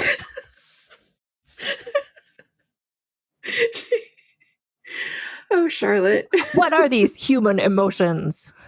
But then she, guess what, later in life would learn how to cry. So 1788, George fell ill with terrible stomach pains. This is the first bout of major illness for him. He had influenza before and he was sickly before, but this is like the illness that he will have. So he gets sick, then he gets better, then he gets sick again. But I'm going to talk about the first illness. I'll talk about it first, Lena, and then you can explain what maybe it was. Okay. So he just terrible stomach pains. So the doctor recommended he go out of town to take the waters, which helped out in a bit because similar to Cece, like the further he got from London, oh no, this isn't like Cece. He did feel a bit better when he got out of town. But one of the reasons why he might have felt better was because the further he got from London, the less people hated him. So maybe he just felt a bit better about things. Anyway, they spent a few weeks relaxing on holiday and he seemed to get better, but he actually was not better. They were at their Kew home at this point. He kept having symptoms. So even maybe getting out of town made him feel a bit better emotionally, but he was still ill. So his symptoms... Well, it depends. It depends what he had. Yes. So I'm just going to say this next paragraph and then you can jump in. So his symptoms included changeable moods, so by turns irritable, angry, or overly affectionate. He complained of mysterious pains. This is similar to the illness he had had in 1765. Remember when Augusta came in to be like, oh, do you need a regency? So it was similar to that, but that passed more quickly. He also had agonizing cramps in his legs and an angry red rash. He was feverish and barely slept, and he would talk and keep talking to the point he would like froth at the mouth. It's not like, oh, he had rabies. It's like, if you talk for 12 hours without stopping, like you will froth at the mouth. So Lana, what are some options of what was going on? So this eventually starts to manifest as mental illness, like very clear manic episodes. And so the default there's two basic assumptions, which is a genetic condition called porphyria, which is like your body isn't processing, your liver stops working properly and stops processing some of the things that help you manage your emotions and whatnot. Question. Porphyria, is that not werewolf disease? Yeah, that's one of the other things that they think. I'm just looking it up because isn't that the thing, like rumors of werewolves came because people with porphyria, because this is the thing that people thought that Mary Queen of Scots might have also had. It might have been genetic in that family tree. Yeah. It is a genetic condition. So they think it came from Mary's line. Yeah. Because we haven't even gotten into her episodes, but she had some various. So porphyria can sometimes lead itself to hair growth that can give the appearance of a werewolf. It's an explanation for the origin of vampire and werewolf legends because maybe you're pale. There's something about like maybe the sun bothers you. Anyway, in his case, what symptoms he was having would be like liver related and some mental things. Yeah. Well, no, it would be a lot of it. Like he would have had we don't know because they didn't keep great records for us. They kept records, but they weren't great records. We don't have a lot of stuff for the genetic testing, but what they have discovered is that he does have traceable arsenic in his remains have traceable arsenic. And so, which, as you well know, green clothing had arsenic, makeup had arsenic. Like the use of arsenic was pretty widespread at that point. Like part of it was in medicines and stuff. So it's not that he was being secretly poisoned by people. He was being secretly poisoned by living a wealthy life in society at that time, even though he was like relatively spendthrift. But the arsenic poisonings, like if it got to a degree, that would trigger the porphyria, the genetic porphyria that he to start expressing itself. So maybe he didn't have porphyria to an extreme degree that it began manifesting in early childhood, causing hair growth and whatnot, but he had the predisposition for it. And this, it came out when he experienced. So there's this thing where like once your immune system starts getting, like once something makes you sick, things that could be making you sick that your body's been able to fight start flaring up. And we're seeing a lot of that with long COVID and all of that stuff. But long COVID could be a lot of things. Can't wait to find out what that is.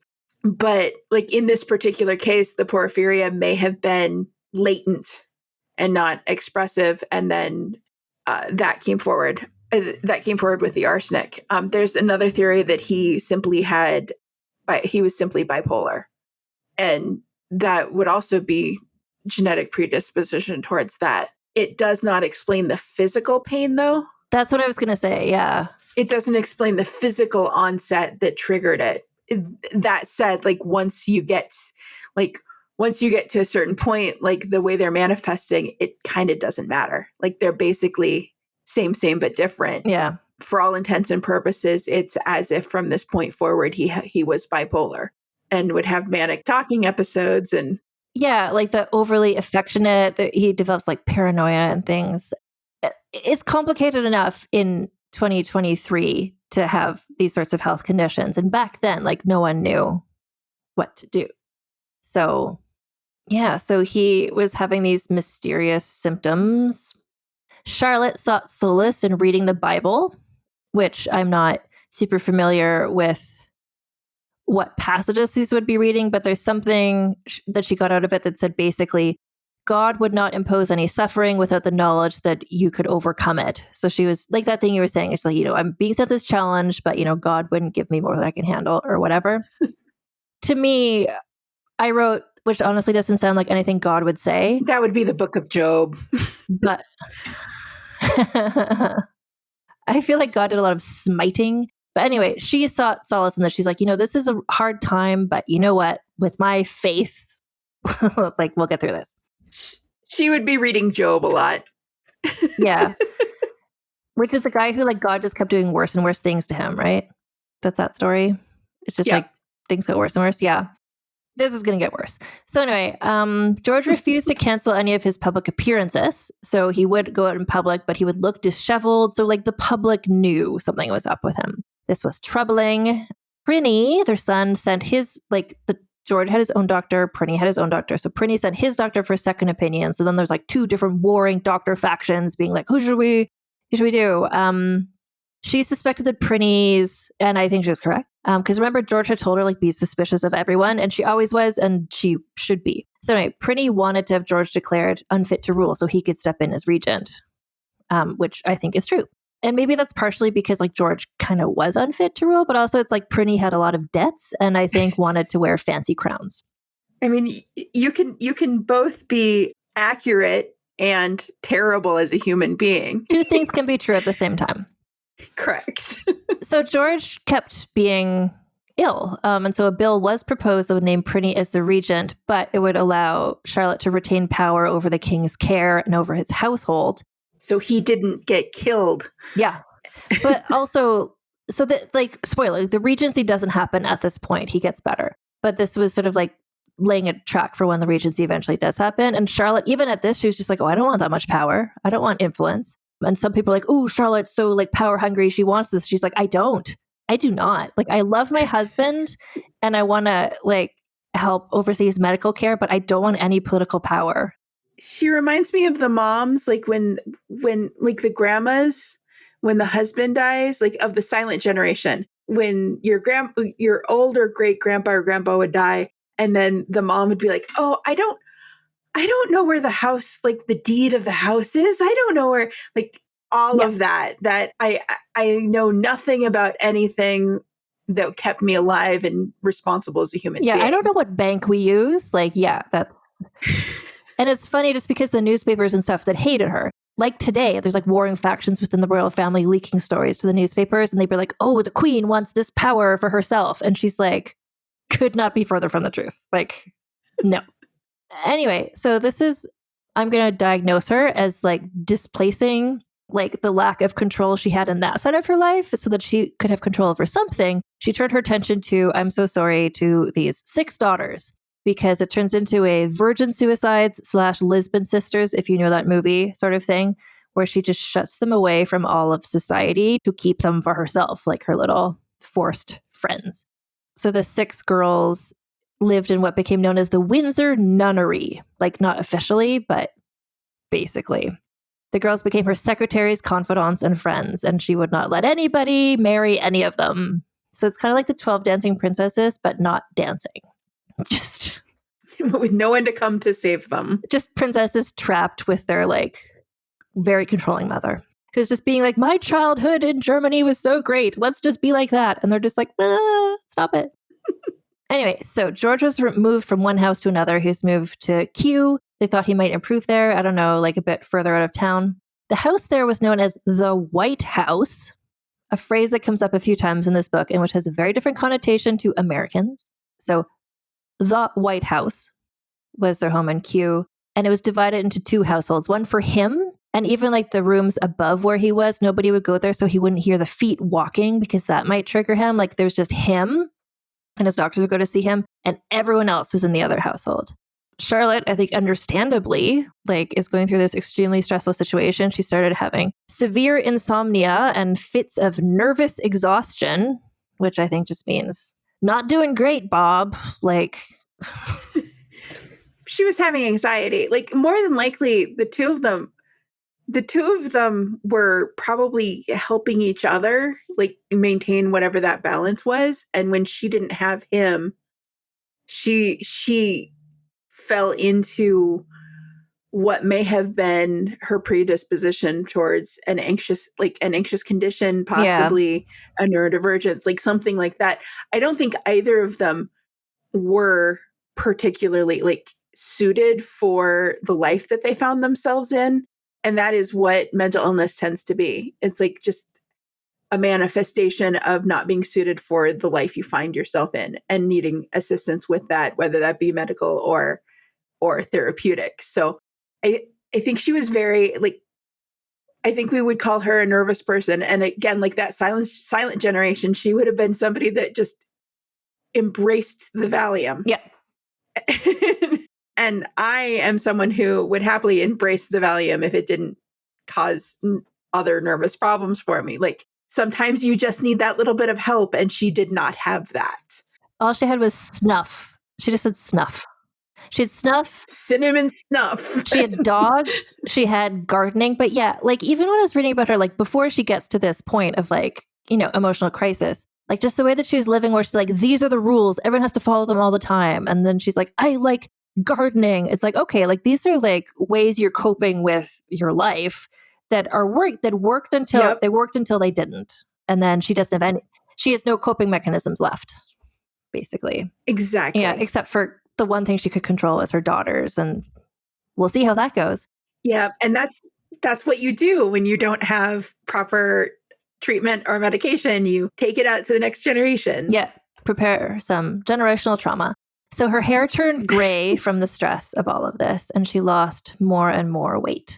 She had sort of like I'm not going to say a disordered eating thing, but just like her weight would fluctuate with stress, like it happens to a lot of people. And you see that in her portraiture. Sometimes she's very thin and fragile looking, and a lot of the political cartoons exacerbate that appearance, but then sometimes she looks larger. So I think she was just like, she was not medicating, but just like doing what she had on hand to try and get through every day.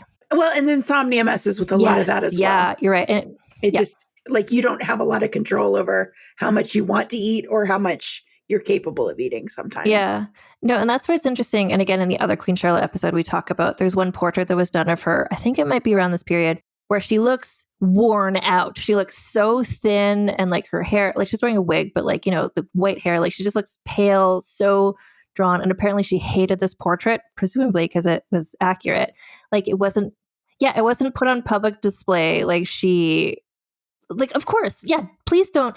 And it's a painting. It's not a photograph. It's like, could you paint me not looking like I look? Thank you. Anyway, so George began to improve. By 1789, the Regency talks ended. He and the family returned to Windsor amid a tidal wave of public love. So news about his illness had been in the tabloids, and suddenly people are just like, this might be also why they kept their heads. Like people were kind of rooting for him in the illness. Maybe because they hated his son so much, I'm not sure, but people were happy he got better.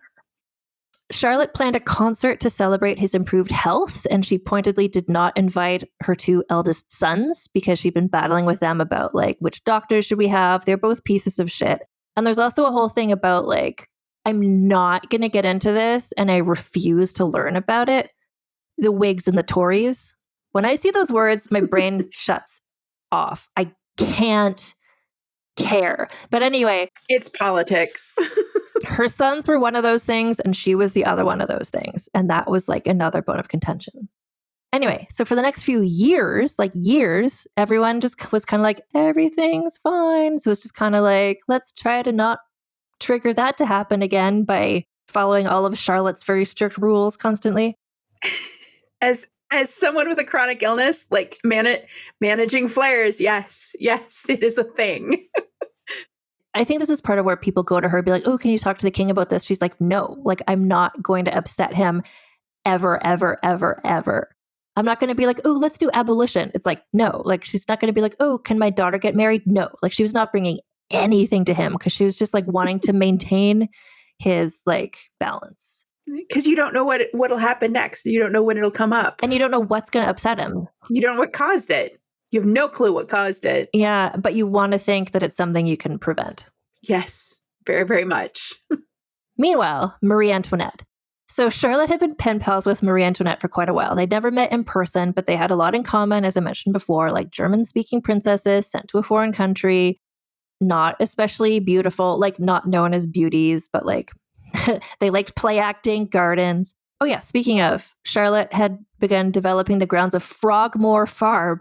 Frogmore, which is where contentiously Meghan and Harry had been and now aren't. Anyway, so she referred to the grounds there as her little paradise. So again, like this is like, God bless. Like she's finding ways to self-care by just like doing this garden stuff. Oh, fun fact, Marie Antoinette also had Pomeranians. Tragically, we don't know their names. Anyway, so these two had a lot in common, actually. French Revolution happened. So Marie Antoinette, like, I'm going to just assume people listening to this podcast at this point are familiar with the fact that the French Revolution was a thing that happened and that the royal family was deposed, dethroned, put in prison. Charlotte sent care packages of clothes and essentials to her friend, but like she couldn't be like, come stay with us in England. Like she couldn't actually help her. So again, it's just like Charlotte means well in her way, but it's like, this isn't what Marie Antoinette needs right now. But at least it was like she wanted to feel like she's doing something. Marie Antoinette was executed. Spoiler. Anyway, and that was at around the same time they were going to be celebrating George III's Jubilee, but they canceled that out of respect for her having just been put to death, and also because probably everyone would have rioted and maybe killed him too. So that's in the air. The next subject heading on my notes, if you're following along, Lana, is Caroline of Brunswick, 3 exclamation points. So this is like, Vulgar History Season 1, Episode 1. You can hear that whole saga there. But to recap, Lana's and one of our favorites. The goat. C of B is everything. So anyway, Prinny, the son, had to marry somebody, both because he was the heir to the throne and he had to have children, but also because he was in debt. And this would, like the parliament had said, if you marry someone, we'll pay off your debts. And he's like, great, I'll marry her. So Well, no, first he goes, I'll marry the lady I think I'm married to already. And they're like, that is not a valid option. Try again. And then his like evil mistress was like, why don't you choose her? And it's like a big Princess Diana vibe. It's like, what about this sheltered person who seems malleable? Joke's on them, because that person was Caroline of Brunswick. So she is the daughter of Augusta II, George's sister. And Charlotte, as I mentioned before, she was just like, no. Like she knew what sort of person they wanted, which was like a her sort of person. And everyone knew Caroline was a hot mess. It was known. She was Augusta's daughter. Everybody knows. Like it's your aunt, your messy aunt. She's like, your kid's not going to be better. Well, and it's like we knew stuff about Caroline. Like Charlotte had heard like Caroline, like what was the thing? It's like she pretended to be giving birth to stop her parents going to a ball. Even though she had like never been allowed around a man before, but then maybe there's a rumor that maybe she had a baby. Like she probably spread that herself, but like Caroline was a mess and it wasn't a secret. Oh, and family's going to know that of all people. Yeah, exactly. Augusta is like George's sister. Like, so it's like, oh, my like niece. Like, yeah, of course Charlotte knows all about Caroline and I love her and thank God her energy is entering the story. But like she was a disaster in the best way, like as the choice of bride.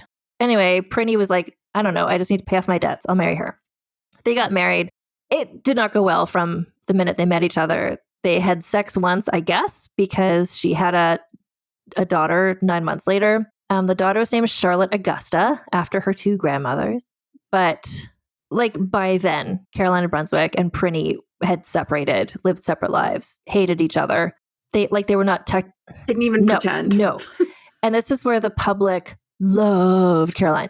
Because as you'll recall, the public, even though every now and then they're like, yay, the king isn't sick anymore, they mostly hate the monarchy conceptually, but also personally. And the fact that Caroline came in and they're all like, she is our hero. We will riot for her because like they don't like her. Anyway, it's like the parallels are there to like Princess Diana or Meghan Markle or whatever. It's just kind of like, everyone loves her because the royal family does not get along with her and they hate the royal family. This is where I noted, please note, Caroline of Brunswick's nickname for Charlotte was Old Snuffy, which I'm sure Charlotte, she probably said it to her face. Caroline of Brunswick, like, I love her. Anyway. At least in her hearing. She at least said it in her hearing. And apparently her voice was very loud too. Anyway, so Charlotte, I wrote here Charlotte hated Caroline, but I don't think she did. I think she just felt she was not suited for this role, which she was not. They would never be friends. No, but Charlotte didn't like drama. Charlotte didn't like people behaving incorrectly. And that's all Caroline brought to the party was. But she's also not going to correct her or like be mean about it or make any problems. She's going to be like that horrible passive aggressive, like just do it better while she's around and then not even acknowledge that she's done anything. No, exactly. It's like let's avoid confrontation to a toxic extent, really. So George, the king, was fond of Caroline because it's his niece, because he liked his sister Augusta. I wrote, he liked her because he had good taste. I like her too. But also because Caroline of Brunswick was the mother of Charlotte, who was like now going to be the next heir to the throne, baby Charlotte. And they loved babies. They do love babies. Meanwhile, back at the nunnery, the six adult daughters were very much wanting to get married for various reasons, including because then they could leave this virgin suicides situation. So Charlotte couldn't give permission for them to marry. She would have to take it to George, and she was not bringing him anything. She didn't want to upset him, so she didn't forward any of the proposals to him. This annoyed them. So again, it was a 12 dancing princesses, but without the dancing, they were just like trapped there, sort of Grey Gardens vibes. In 1795, Crown Prince Friedrich of Württemberg inquired about marrying the eldest daughter, whose name was Charlotte. So if you're playing at home on the Vulgar History bingo card, daughter named after self. You can mark off that square. Anyway, Princess Charlotte, the Princess Royal, was desperate for this to happen. And she just, I don't know what she did, but somehow after 2 years, she got her mother to ask her father. She got to get married and she got to leave. Charlotte, our Charlotte, made her daughter's wedding gown herself by hand. And there's something about like, Charlotte, like our Charlotte, the main one, she thought the wedding dresses should be like white and silver, but her daughter was like, no, white and gold. And Charlotte's like, okay. And she, like, to her credit, did it in the colors her daughter wanted. Although I'm sure she was just like, thought to herself, this is so tacky. She probably said it all the whole time. Like, oh, this would be so lovely in gold. Oh, absolutely. Yeah. So then there was a royal wedding. Yay. So then there's the next assassination attempt. Because remember, the people of London still hate the royal family, except for Caroline. So May 1800, a man named James Hatfield took a shot at George as he entered his box at Drury Lane Theatre, like literally with a gun. So this is what a theater is, kind of like Abraham Lincoln vibes. Anyway, he missed, I think, because adrenaline, but also guns then were unwieldy and hard to aim. There's only one bullet. It takes 25 minutes to like load it. Anyway, this was obviously distressing to them both. So, and it just kind of shows that like people still really hated this family. And that would really probably lend itself to the two of them being like, let's just stay in our garden and never go in the world ever. But then 1 year later, George came down with a severe fever to the point everyone thought he was going to die. And so he didn't want the same doctors caring for him who had last time because the treatments they'd done were traumatizing. It was like Dr. Willis. He was just like, not those guys, anyone but those guys. So he fired them and he went off to Kew, where he was confined. He underwent various, medical treatments, which I won't get into, but, shitty oldie time medical treatments for mysterious illnesses. Eventually on Vulgar Peace Pewter, I am probably going to make you watch The Madness of King George, and then you'll know. Yeah, straitjackets are involved. So here's the thing. So he was having a fever. They thought he was going to die. He was taken out for care, but he wasn't having the mental health aspect at this time. So he had his, I don't know, for a better phrase, like his wits about him. Like he was able to make demands. He was able to be like, stop this, like go away. He was in full control of his faculties. He had full faculties. Yeah. In terms of like unfit to rule, like he was just like a king who like had a fever. Anyway, but this was like an unpleasant situation. And like going back to Kew, like that's where he was the first time that he was undergoing serious medical stuff. And so he just had so many traumatizing memories of that house. He had the White House torn down. And that's where he and Charlotte and their kids had such a nice time living there a lot as the kids were growing up earlier in their marriage. But now it's too hard. He couldn't. Today, if you go to that spot, a sundial marks the spot where it once stood. And I guess the rest is these gardens, the Kew Gardens. So that was 1800. And then in 1804, he fell ill again. And he had made Charlotte promise that he would not call those doctors he hated. So she called different doctors, but they all the doctors are going to have the same ideas because it's 1804 and he had a mysterious disease. So again, he was put in a straitjacket, all these horrible things, like medical treatments that they were trying to help him with. This time he had the mental health aspect. So in his mania, quote unquote, or manic state, he insulted Charlotte. He said very sexual things about her and about other women. And he would be overly affectionate, like not in a sexual way, I don't think, but like with their daughters. So like she wouldn't let him be alone with the daughters. She wouldn't be alone with him herself. The relationship never recovered from this period of time, and just the things that he said and the way that he acted. She was never alone with him again and wouldn't let him be alone with any of the daughters because it was just unpredictable and distressing, especially to like really young children. That is, it's a symptom of certain types of dementia where when my husband's grandfather had it, we were referring to it as dirty old man syndrome, where they lose any ability to like filter their thoughts, and they don't necessarily even have like, they're not thoughts they would have normally had, but like their brain's just misfiring at that point. Exactly. So I think there's something about like Charlotte. It's not that she wished that he was dead, but she started acting as though he was because the person she knew was gone. Yeah. Like this was a person who looked like him, but the things he was saying weren't things that he would have said, like the way that he was acting, like it was all, and it was very, very, very, very, very distressing, obviously. Like he, for a while, he wouldn't be away from her. So like she couldn't leave the room, but then they thought we need to keep them apart because being around her is maybe freaking him out more. And then he would like break out of his room. And like there's one, like he snuck into her room at night. Like she had to have like, not guards, but just like they had to be so separated. And she was moved to a different room so he wouldn't know where to find her. Like it would be so scary for her, for everyone. Like you never knew what he was going to do. Yeah. He was having mania and bouts of psychosis. So his actions were very unpredictable.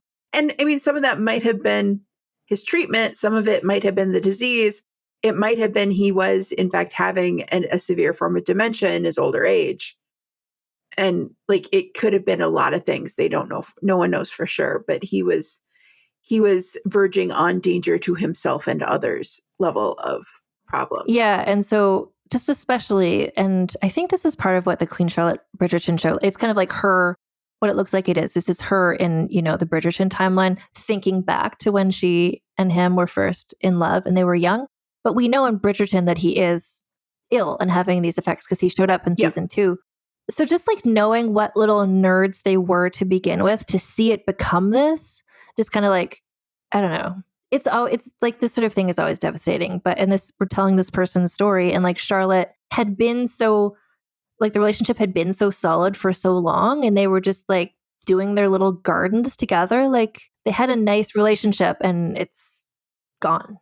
And if she was dealing with untreated anxiety, one of the things that quite often happens as someone who lives with anxiety, when it's untreated, when things are at their worst, you start denying reality.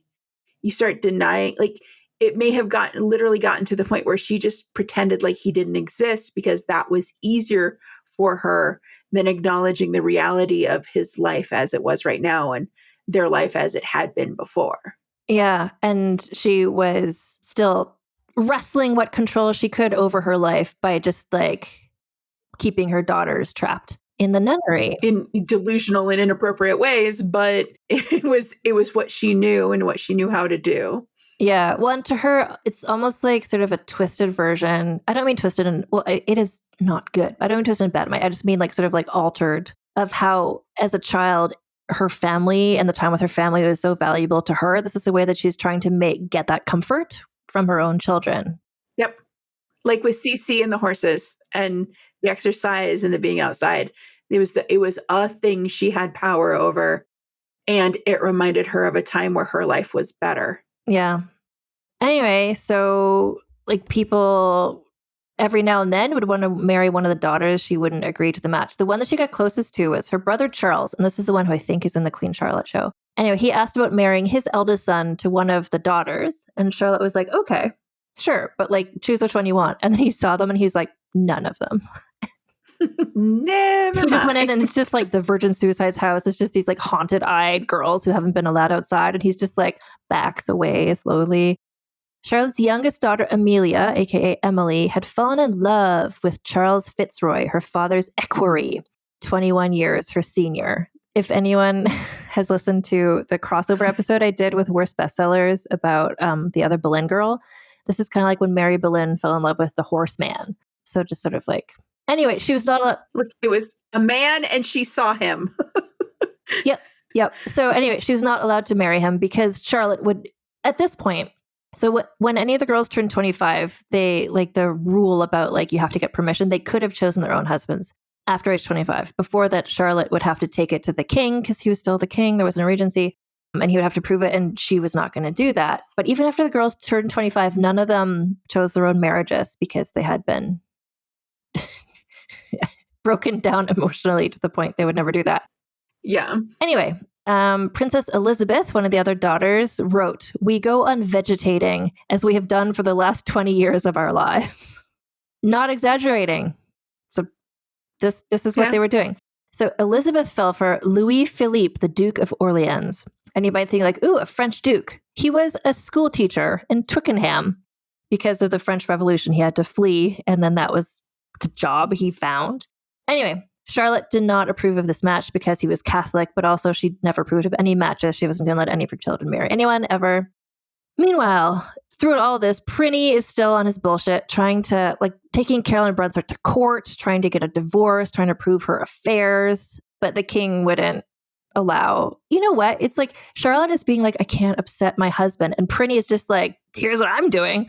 Like, fuck. Like, I care about my sisters. Anyway, so he's like, Prinny's just like going to court, Caroline of Brunswick, like that's all happening simultaneous to all of this, which might also be not as big a part, but a part of Charlotte being like, I have to have control over something in my life. I can control these children by not letting them go outside.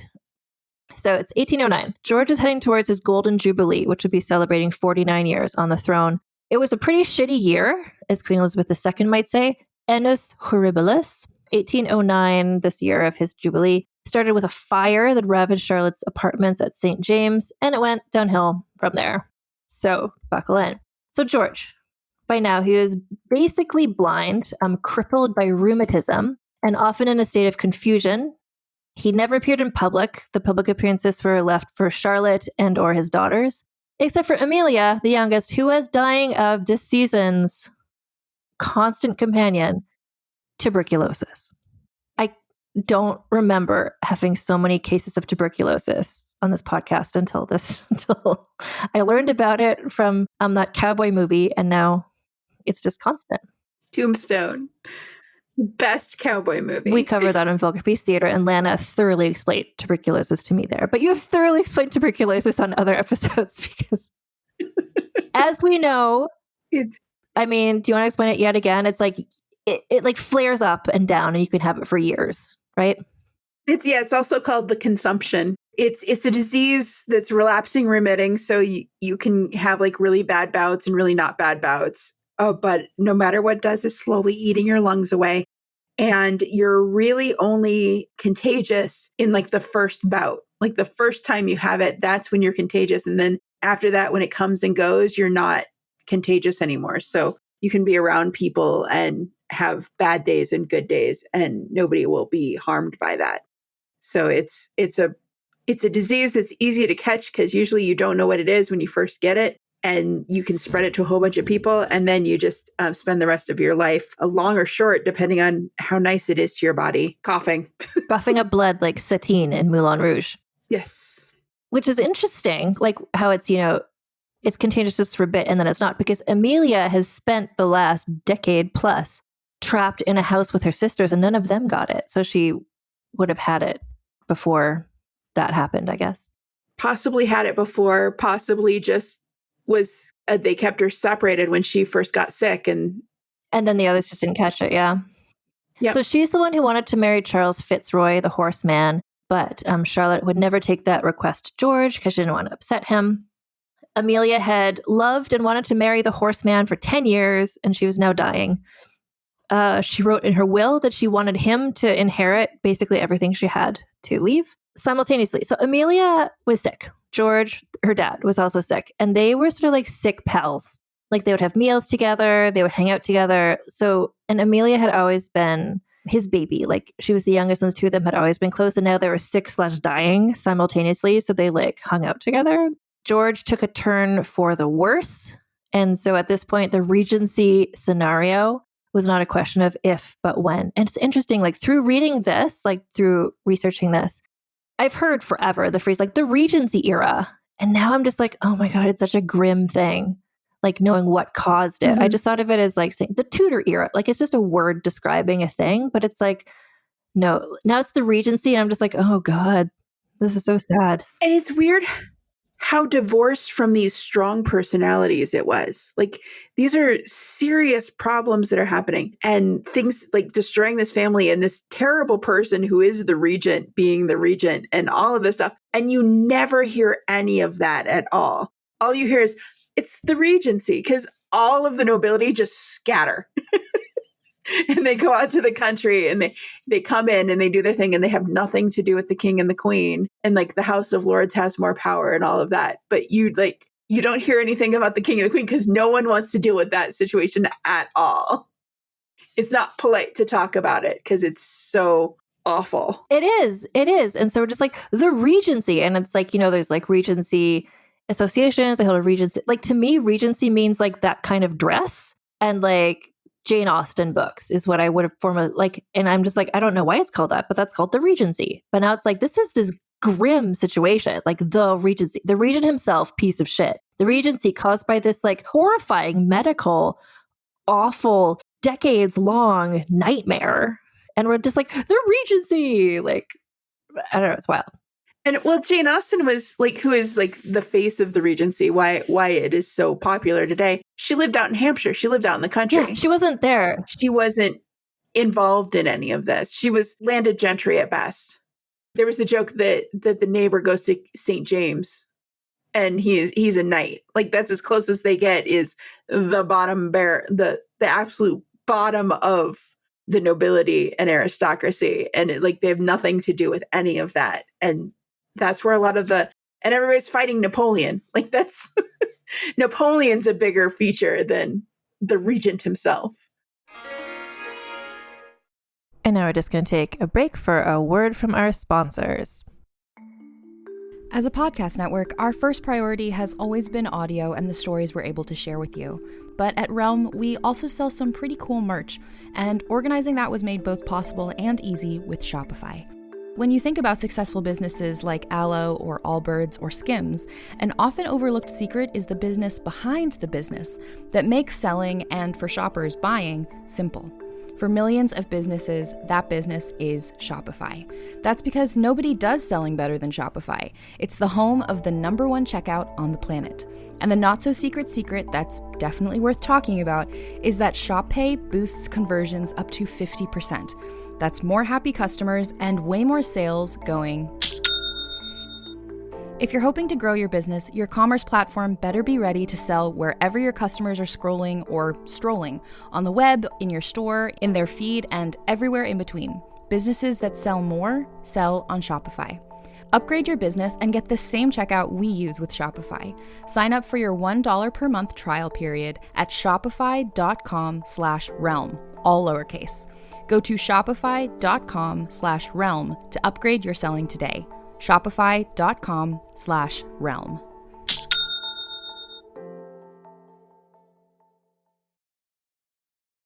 Hi, I'm Jennifer, a co-founder of the Go Kid Go Network.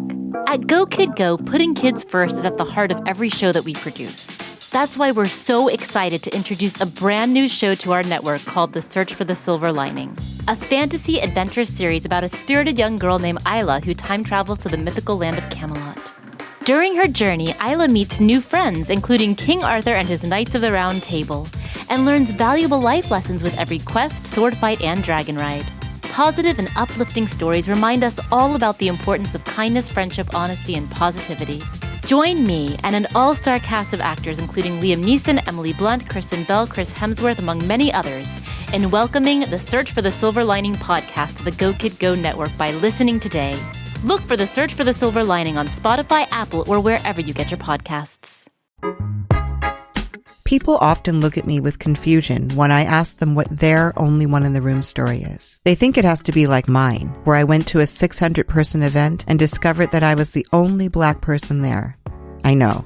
Horrifying, right? Hi, I'm Laura Cathcart-Robbins, and I am the host and creator of the podcast Only One in the Room. Every week, my co-host Scott Slaughter and I invite you to join us for an hour and lose yourself in someone's only one story. This podcast is for anyone who's ever felt alone in a room full of people, which is to say that this podcast is for everyone. And we're back. So at this point, like I said, he and Amelia had been like hanging out and stuff. And this was like, he was obviously sick and having all these problems, blindness, rheumatism and stuff. But like he and Amelia were able to hang out, but his madness was returning. So again, in sort of like a bipolar thing, like it would come and go, like the madness side of things. Anyway, so he was isolated from Charlotte and his family, George. So it's not like he went mad and stayed mad for years and years and years and years. It would come and go. But he also had other health problems simultaneously. Mm-hmm. And then Amelia died in 1810. Her last words were, "Tell Charles I die blessing him." Charles being the horseman. And some people, dumbasses, thought, oh, now that Amelia's dead, maybe the king will rally because he doesn't have to worry about her anymore. That's how emotions work. Yeah, that's how that works. Anyway, and then the doctor that he hated was called upon, Dr. Willis. And so Charlotte was worried, firstly, that if he thinks that she had authorized this doctor, then he would never forgive her. She was also worried that if George knew the contents of Amelia's will, that would upset him. Like, Charlotte, I don't know. She's just really trying to not upset him by choosing just anything she can think of. So anyway, she got her oldest son's... Yes. She got... Picking all the wrong things. No, I know. So she got her oldest sons to change the will, naming themselves as the beneficiaries instead of the horseman. So anyway, no other option. A regency was begun. As in the original documents, Charlotte was responsible for care of his person and for appointments to the royal household. And this gave her a level of political power she never wanted, never had. And you were saying, it's kind of like, the husband dies and the wife is just like, oh, do we have a credit card? Like, just people who just don't. Can you remind me what a butler does again? Like, who do we pay for the electricity? Or so she didn't want this. And obviously she's like emotionally overwhelmed. And this is a shitty situation. If she had a reasonable son, she could have handed that off to one of the other kids. But no. No, the regent was regrettably goddamn pretty. June 1812 was the last time that she saw George. Like you said, I think I don't know if it's just like pretending this isn't happening, but just like for her own reasons, like she just couldn't bear to see him anymore. He was not the man she knew. So she just never visited him again. She might have also been worried that even speaking to him would have ruined his life. That's true. And just went with that. Like her own anxiety probably overwhelmed her. Exactly. Like she'd think like, what if I breathe the wrong way? And that sets him off. Anyway, so now there's a regent. So the sisters are like, great. Our brother is the regent now. He's the one who could maybe prove our marriages. So they're like, can you please talk to Charlotte and like let her, like try to get her to let us do anything, like leave the house, go to a party. Meet some other guy than a horse dude. Yeah. So Princess Augusta, who's now in her 40s, like the sisters had been there for like 20 years. She'd been in love for years now with another horseman whose name is so close to an actor from Star Trek, but is not that name. Brent Spencer. Okay. I love how you go for Brent Spencer, but you completely just miss James Hetfield and James Hetfield, singer of Metallica. I don't know that name. It says a lot about us as people. Well, it does, but it says a lot about me as a person. Every time I looked at this, I was like, Brent? No, not the guy who plays Data. I'm like, Brent. Every time I saw that name, I'm just like, Brent. And I just picture like Brent Spiner, the actor. Spiner, that's Brent what it was. Spiner being an equerry in the Regency era. I mean, he'd do it. So she just needed her brother's permission. As far as we know, Prinny did not give permission for her to marry Brent Spiner, the actor who plays Data on Star Trek. But maybe she secretly married him. I don't know. She didn't leave the nunnery. So anyway, what Prinny was able to do is he convinced Charlotte to let one of the other sisters, Princess Mary, act as a chaperone to young Princess Charlotte, the daughter of Caroline of Brunswick, who was just entering society and was a pretty nightmare person herself. Thank God. She had inherited Caroline of Brunswick's entire personality. Just copy paste. She was great. But not Prinny's, thank God. No, just like she was a direct clone of her mother. Even though she was never allowed near her. Exactly. Somehow, just like the genetics of it. Anyway, so Mary was so excited about this. She went on a shopping spree, bought like outfits to wear to be the chaperone to her young niece. And then they're like, okay, we get to do stuff now. So she and Princess Elizabeth asked Charlotte if they could attend the state opening of Parliament. And Charlotte said no. But just like Cinderella, they snuck out and went anyway. That's your big night out. The state opening of Parliament. Oh, I'm going to go see Parliament open. It's like in the Virgin Suicides when they go to prom. Yeah. Anyway, so they returned. Charlotte like lost her mind. They had a huge fight.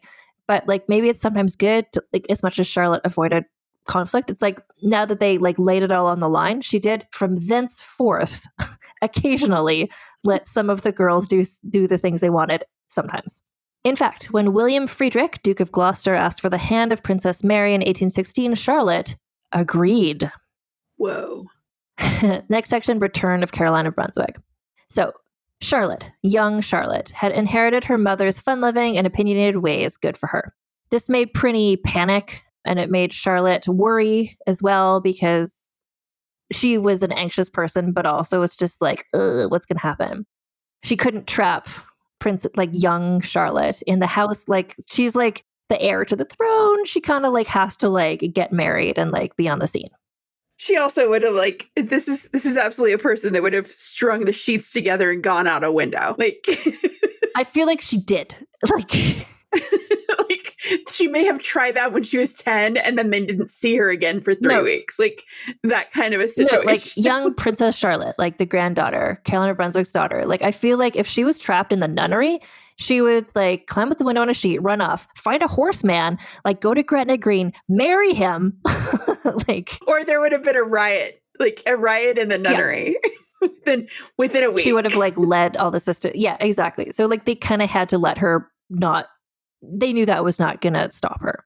So Prinny arranged a marriage for her to William of Orange. But then young Charlotte met Prince Leopold of Saxe-Coburg-Saalfeld at a party, and she was like, that's my guy right there. It's those Saxe-Coburg guys. They get you every time. Because that's where Albert was from, right? Yep. Yeah, no, he had that same smolderiness, maybe. And she was just, anyway, so she's like, here's who I choose to marry. And her dad, Prinny, was like, no way. And he was, locked her away in one of the castles. But I believe what happened was she found out he was going to lock her away. And then she ran off to see her mom, to see Caroline of Brunswick, who was like, what am I going to do? Did she like run all the way to Italy? I want to say she ran all the way to Italy. Let's say that. I'm not going to double check it. She probably just ran up to Caroline of Brunswick's like country house where she was like collecting the adopted babies. The adopted babies. Yeah, just collecting babies. Big air quotes. Anyway, and the thing about Caroline as well, like she was like England's sweetheart. Everybody loved Caroline of Brunswick, and so they loved Princess Charlotte too. Like those were the only royals anyone didn't hate right now. And the tabloids were still tabloiding. They all hated Prinny, the regent. So they were all on her side. Like they wanted Charlotte to be able to marry, like young, I'm going to call her young Charlotte. They wanted young Charlotte to be able to marry who she wanted to marry, like the people. And this is the period of time where people of London would riot at the drop of a hat if it was against the monarchy. In fact, Queen Charlotte one day was just out and about in her carriage, and a mob came upon her carriage, hammering on the glass, demanding she answer for her son's actions. They're like, let your granddaughter marry the man she wants. I could just see Charlotte like, you can't do that. You can't touch my carriage. That's against the rules. Exactly. Like in the past, when there had been similar-ish situations, not quite that extreme, Charlotte had just been like, I'm unflappable. But now she's just like, it's terrible. Because she's like broken down by life. Allegedly, she said, I am above 70 years of age. I have been more than 50 years Queen of England, and I never was hissed by a mob before. And the crowd backed off. I find that hard to believe. They were mean to me. And I feel like she has been hissed by a mom. Well, if she wasn't, that's because she just stayed in her garden all the time. Right. No one saw her. Anyway, to her credit, though, so she's going somewhere in the carriage. This happened. She went to meet Prinny. He was like, okay, on your way back, maybe like take bodyguards. And she was like, no. And she didn't. So it's like good for her. She's not backing down. My country. Oh, okay. Yeah. So here, I just corrected my own notes. Yeah. So young Charlotte heard she was going to be trapped in a house. So here we go. Yeah. She commandeered a cab to take her to her mother. What does that look like? I don't know, but I want that to be another Bridgerton series. Where Charlotte and George are like the old silent era couple, like middle class couple. C&B and Prinny to me are the Hollywood couple where the kid is like the afterthought and they keep pushing her back and forth and not caring about her. Yeah, well, that's the thing. Like young Charlotte went to see her mother and Caroline Brunswick wasn't like, oh, my darling daughter, I missed you so much. She was like, this is going to look bad on me, Caroline. Like, I'm going to get in trouble. So you should go back to your father so I can keep my partying ways. I've got this. I have this Italian married lover. We're going to go ride camels on a Mediterranean cruise. Anyway, this whole thing, like young Charlotte running away, commandeering a cab, panicked Prinny because like she was England's national sweetheart. And so he kind of like King Charles now, he's like, I really want the public to like me. So can I make them hate me a bit less? So he allowed her to break the marriage contract and she could marry sexy Leopold. And so there's 2 royal weddings that year. There was young Charlotte marrying Leopold, and there's also Princess Mary got permission to marry Prince William Friedrich, Duke of Gloucester. Oh, I mentioned that before, but I didn't mention that his nickname is Silly Billy. So, and then another bad year. 1816. Charlotte's brother Charles died. And then protests against Prinny turned violent. His carriage was attacked at Westminster. And then young Charlotte died in childbirth, and the child was stillborn. So this is the whole thing. Oh, so Charlotte, the main one, had been at Bath taking the waters. I've never said taking the waters as much as in this episode. It's just a lot of baths. It's very CC. This was the height of taking the waters. This is like, other than that CC movie Corsage, I've never experienced so many baths being taken by royals. Anyway, Charlotte had been at Bath taking the waters when this happened.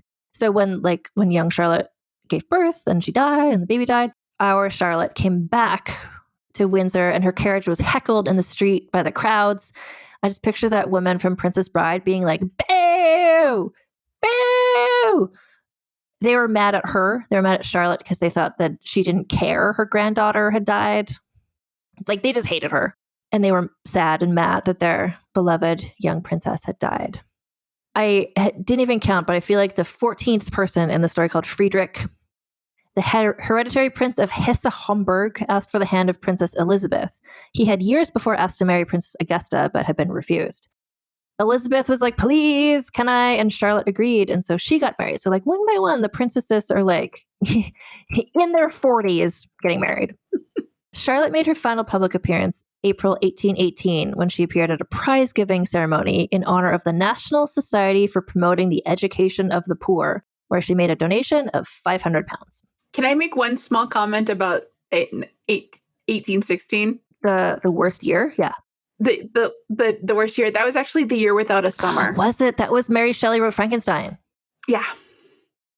Yeah, that was the year there was no summer. So it was a really terrible year for everybody, not just Charlotte. That was so 1816. Yeah, that was because there's a volcano somewhere, and then like the sun. Yeah, in Indonesia, there was a massive volcano in Indonesia. So 1816 is kind of like the mood. It's like, what if Mercury retrograde, but for a whole year, for everybody. For everybody, and it ruins the crops. Yeah. So everything. Yeah. So things were pretty shitty. So Charlotte, in her later years, she fell ill. She's in her 70s now. She's like 74. So she had been experiencing, I mean, whatever. Like she has various symptoms. I don't know what she was experiencing spasms. Doctors were on hand with her. She knew that death was near. And so she wanted to return to her husband's side, even though she hadn't seen him in, at this point, 4 years. This is where I was like, wait, is he still alive? Yes. Yes, he was. He's just off being very, very sick. But she was being tortured by his doctors. She's too fragile to make the journey to get all the way to him. She got to Kew. Her legs had swollen from dropsy, aka edema, which you've described before in other episodes. So it's just swollen, like water or like fluid retention in the legs and stuff, or in various parts. In her, it was in her legs. It starts in your legs typically. Okay, yeah. So she could no longer walk. Remember, she liked to walk, she liked to garden. She couldn't visit her menagerie anymore. Her chair was fitted with rollers, so sort of a proto wheelchair. So she could be wheeled around indoors, but eventually even that amount of movement was too painful. Then she got pneumonia. And at this point, the doctors just shifted to like palliative care, like she was clearly dying. And because they knew she was dying, she died with 4 of her children were there. Princess Mary, Princess Augusta, and her 2 oldest sons were there. Prinny held her hand as she passed away. Age 74, she'd been Queen of England for 57 years, and that's the second longest consortship. The longest is Prince Philip, Queen Elizabeth II's husband. And the second longest consortship in Great Britain, not of any country. George was not told that she had died because they thought that would upset him. And when her funeral procession made its way to Windsor where he was, straw was scattered in the courtyard to muffle the sound of the horses and the hearse so he wouldn't be like, oh, what's that noise? And he died 15 months later and they were buried side by side at St. George's Chapel in Windsor, which is where Meghan Markle and Prince Harry got married. I feel like Henry VIII is also buried there. It's got like a lot of notable graves. Places. So Charlotte was the queen during a time of a lot of colonization. So there's numerous places. I just put a couple here. So there in Canada, there was the Queen Charlotte Islands in British Columbia, which are now the name, it's referred to by the indigenous name, Haida Gwaii, but sometimes referred to as the Queen Charlotte Islands. There's Queen Charlotte Sound on the South Island in New Zealand. There's several fortifications, including Fort Charlotte and St. Vincent, Charlottesville, Virginia, Charlottetown, Prince Edward Island, Charlotte, North Carolina, Mecklenburg County, North Carolina, and there's also one in Virginia, and Charlotte County in both Virginia and in Florida. In Tonga, the royal family adopted the name Salot, which is the Tongan version of Charlotte, in her honor. So that means like queen, I think, there. So she funded the General Lying-in Hospital in London during her life that prevented it closing. Today it is called the Queen Charlotte's and Chelsea Hospital. It's a maternity hospital. Interestingly, because of, how she had so many babies, but then also her granddaughter died in childbirth. Queen Charlotte's Ball, the annual debutante ball, I think is still going. Not sure. Anyway, that's named after her. And there's a statue of Queen Charlotte in Queen Square in Bloomsbury, London. And what's interesting about that is for a while, it was erected, I think by King George during one of his not sick times.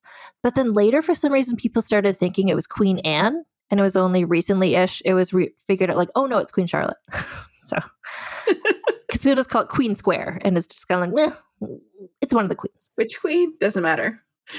And then there's a statue of her at Charlotte Douglas International Airport and the International Trade Center in Charlotte, North Carolina. And we talked about in the other Queen Charlotte episode, the erection of one of those, is that the word? That feels inappropriate.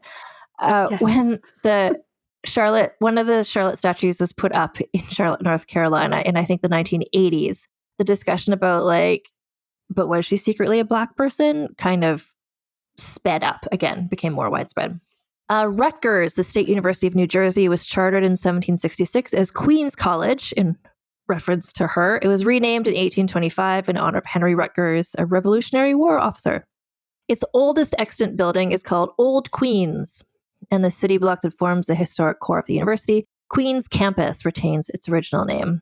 And then I like this because she was a little botany nerd. So there's a kind of flowering plant native to South Africa that has become ubiquitous in warm weather regions worldwide. Is called Strelitzia. Is named for Charlotte's native Mecklenburg-Strelitz. Do you have any things that are called Charlotte that you know about? No, but I used to live in Mecklenburg County, Virginia, for a very, very short amount of time. But yes. I wanted to mention several of those names because maybe someone is listening who lives near or is from one of those places, and they could be like, I didn't know that has to do with Queen Charlotte. So scoring is going to be interesting because can I just make a hot take and say Scandaliciousness is 0? Yeah. In honor of her, aggressively 0. Her Scandaliciousness is 0 to the point that had there been some, maybe she would have done better. I don't know. It's like the opposite of scandalousness, like keeping her daughters locked up and like never engaging with anybody. Like eventually that becomes like, I don't know. As a matter of respect to her, I feel like if I gave her even a 0.5 for scandaliciousness, she would be very upset with me. What do you think for scheminess? Like, she wasn't 0. She wasn't schemy. No, honestly, no. And even like she was the opposite of scheming. It's like she wasn't trying to like use power for good. She wasn't trying to use power for evil. She wasn't trying to trick anybody. Like the closest she got to scheminess is being mildly passive aggressive sometimes. Yeah. And even like for some people, I sort of like reframe scheminess as like, was she smart? Was she resilient? Did she come up with plans, even if they weren't schemes? No. But she didn't. No. She just did gardening. She just did gardening and giving money to maternity hospitals. Like, and not asking her husband for things because it might bother him. Yeah, that this is gonna okay. Significance. I mean, I think in terms of like there is a show about her, and the show is like, as I think we've just described in aggressive detail, not actually about actual her, but like the significance, like the whole. It's not about her though. It's she happened to be there. She happened to be there. And even the stuff about like, you know, was she the first mixed race royal or whatever? It's like whether or not you believe that she didn't move and she wasn't treated in the world that way. So she behaved very white. Yeah. Like whether her 15 times great grandmother was potentially from North Africa, I don't think I'm not going to give her significance points for being like potentially the first mixed race royal, because that's not actual. That's not her. That's not about her or anything she did. No, not when you're that German Lutheran all of the time aggressively to everyone you meet. I am going to say significance. There are places named after her, and not everyone has that. So that's at least 1 point. But is it because of her, or is it because she happened to be queen at the time? And if the queen had been named Sophie, they would have all been named after Sophie, and everything. All of the statues would be about this Sophie person, and like she herself. Okay, here's what I'm going to say: significance. She funded a hospital, and yes, that is significant, and it's still a hospital. Lana, I can't give her 0. All zeros. Of course, I would. I'm going to give her 1. Okay, you give her 1. And then it's your show. They're your point. They're your imaginary points. I just have to put them on the website. Sure. And I think it is significant that she funded a hospital, and like there's lots of people who went to the hospital and are probably alive today because that hospital exists. Could someone else have funded it? Yes, but she's the one who did. She also brought kangaroos. That's not significant. Are you writing these down? No. You have to put them in your new fancy spreadsheet. I'm marking down the scores, yeah. And then the final category is, I'm marking down, Lana, in my Google Doc. Your new fancy Google Doc. We will say, listeners, if you didn't hear that part of a previous episode, Lana and I had a discussion about a couple episodes ago we had a discussion in real life. Then on the episode, we talked about how she's been working on the website, vulgarhistory.com, and how the scandalous scale. I was like, can you put this on the website? And she's like, sure, send me your spreadsheet. And I was like, you mean send you this list that I keep in a Google Doc that's in order of score? And I had a very small Charlotte-like meltdown. Lana experienced some nervous exhaustion. And then we said in that episode, is there anyone out there who is a fan who like has a thing, who keeps these numbers? A couple people stepped up to say they would compile them and stuff, but somebody stepped up who had compiled them, and that is Shaylin. And Shaylin, amazing. Shaylin sent me this document with all the scores per category. Thank you very much, Tits Brigade. You're perfection. You never fail to impress me. Anyway, this is gonna like really affect the score. If her final score is 1, she deserves to be the bottom. You know what? She would want nothing less. The final category. She would be offended if you didn't. Exactly. And I wouldn't want to upset her. The sexism bonus, I think, is a 0. I think she was happy.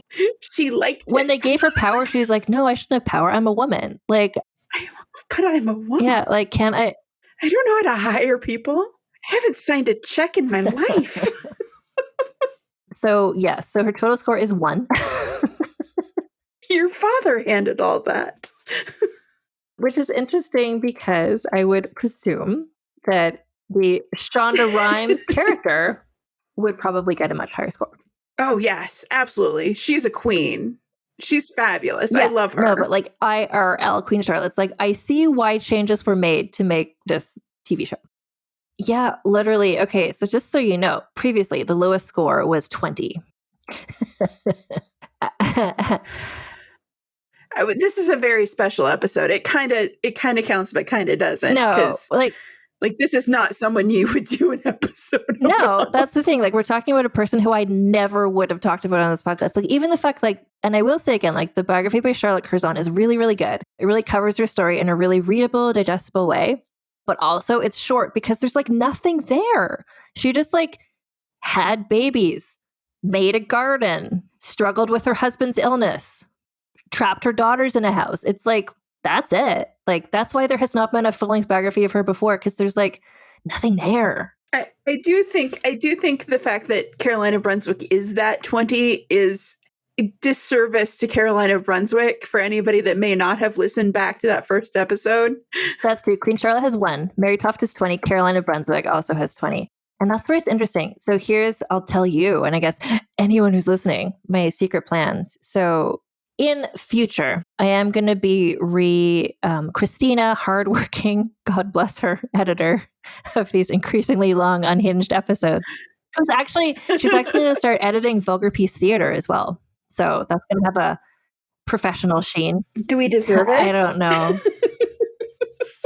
What was I saying? So the Caroline of Brunswick score. Yes. So Christina has been remastering the old episodes, which I recorded before I had an editor, before I knew how to use a microphone. She's been making them sound as good as they can. And so I'm going to be re-releasing some of those in future. And I think I'll add like a new introduction and a new conclusion, which might include me revisiting some of the scores. Because Caroline of Brunswick was the first episode. If I was just like, yay, 40, then it's like, where do you go from there? You know, I didn't know. You didn't know Fritiga even existed I didn't yet. know Lola Montez. Like, I didn't know where we were heading. So it was just really, even like, Caroline of Brunswick has a surprisingly low score. Like, so does Frances Howard. Honestly, she's 26. Like, because in those early episodes, I didn't know where the scale was. I didn't know what a 10 was. I didn't know what a 0 was. So in future, when I re-release those episodes, we'll still keep the scores because those were the original scores. But I might have like revisited, you know, here's what the remastered score might be. But yeah. Cece's staying exactly where she is. Oh no, when I say revisiting scores, I just mean like season 1, maybe season 2. Cece has a 21 and that's appropriate to her as well. But also like we did Cece because there's the movies and the TV series, like it was just sort of in the public sphere of attention. Like these are not vulgar history people. I thought you did it because you liked me. And also because I like you. I just wanted to talk about Cece for hours. Leave me alone. I'm going to be honest. That is also the reason. I think there was these CC TV shows and movies coming up, and I'm just like, I've wanted to do this for a while, but how can I? And then it's like, oh, if I bring Lana, then it'll make sense. But Cece is an interesting, like, she is a scandalicious person. She's just not scandalicious to the degree of, let's say, Catherine de Medici. Cece was scandalicious in her own quieter way. Yeah. Like she's on the scale, unlike Charlotte. Charlotte is not on the scale. Charlotte is not on the scale. Like Charlotte is like, she has a 1, and even that, I'm like, is that too high? But no, she made a hospital, and I will give anyone who founds a hospital that like functions, like especially like a maternity hospital in that era, like that's 1 point. Yeah. But yeah, that's bananas to me. The scale looks ridiculous. But again, like Lola Montez herself only has a 23. Yeah. Doesn't mean Lola Montez doesn't deserve to be the chaos. No, exactly. the chaos demon This that she episode is. was fun, though. I was like, when I read the biography, I was just like, Lana, there's nothing in this. This woman's life is actually really basic. But it's funny the same way that like listening to a podcast like worst bestsellers, for instance. I think it's even more fun when it's not a good book to hear, or like, how did this get made when they talk about a bad movie? So here, like, if we talk about a woman who is so aggressively not scandalicious, that becomes fun. You like turn around a corner and suddenly it is fun because she's so virtuous. It's just like She's aggressively attempting to be non-problematic to the degree that she actually, in fact, becomes problematic. exactly, and that's fascinating. I'm just gonna say, I don't know. I'm gonna do the like wrap up thing now because why not? You're here, and you might have things to add. So people can follow me on Instagram at Vulgar History Pod.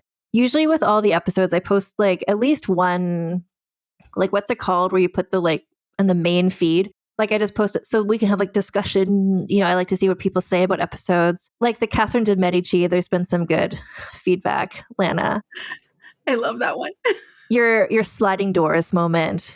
Anyway, so if you have thoughts about any of the episodes, you can always go back to Instagram and there's a post per episode. But also I use my stories very chaotically but pretty regularly, just to sort of like let you know what I'm thinking about, what I'm researching. I ask questions after episodes. It's on Instagram. I'm also on TikTok, where I have now got over 5,000 followers. I was very impressed by that. I saw that today.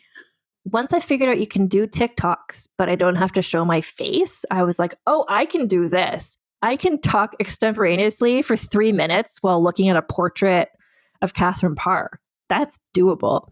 So anyway, I'm on TikTok at Vulgar History, and that's fun. And also I'm getting this, I find the TikTok community is a lot of commenting, a lot of feedback. When people ask me questions, then I can make a video responding to it. And I like that like give and take. It's fun there for me now.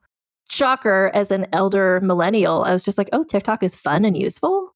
I know you've been on TikTok a lot longer than me, Lana. Like using it. I don't think you have one. Yeah. I mean, I'm Gen X cusp, but I love TikTok. Eventually I'm going to get into it, like actually making things. I just haven't gotten there yet. Yeah, it was sort of a self-challenge during Women's History Month, which was March. I just thought, you know what, I'm just going to do TikTok. So I did a TikTok every day in March. That was when I didn't know that I didn't know how to make them longer than 15 seconds. So every day I posted a 15-second TikTok about someone I've done on Vulgar History, to the point there's now one TikTok per person. Because I was like, wait, I was looking up hashtags on TikTok and I'm like, there's not a Frances Howard hashtag. There's not like a Sophia Dorothea of Sela hashtag. So like all the women I've talked about on the podcast now at least have one TikTok. So if you look up their hashtags, Catalina de Arauso, that's there now. Yeah.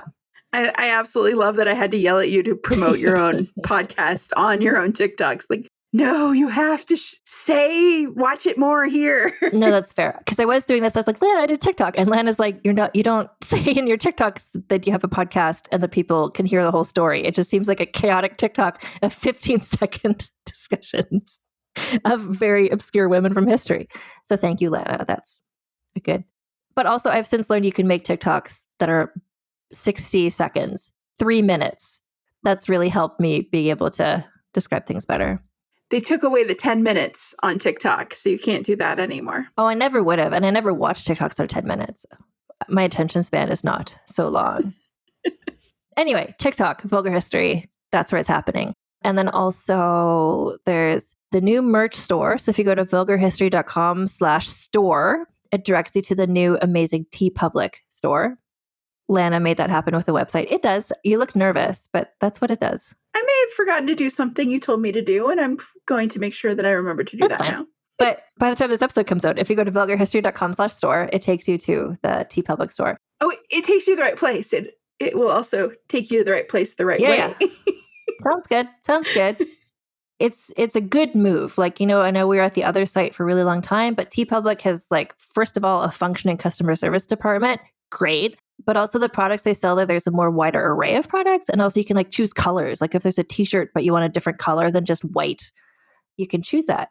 I have already purchased 2 stickers and they're on my computer. Of course, they're the Chevalier sticker and the CC sticker. I would expect nothing less. But yeah, and I'm working right now with like various artists, because that's the other thing. Like I'm taking the opportunity of switching the store to kind of upgrade the quality of the design of the merch. I'm working with artists and I'm paying human beings.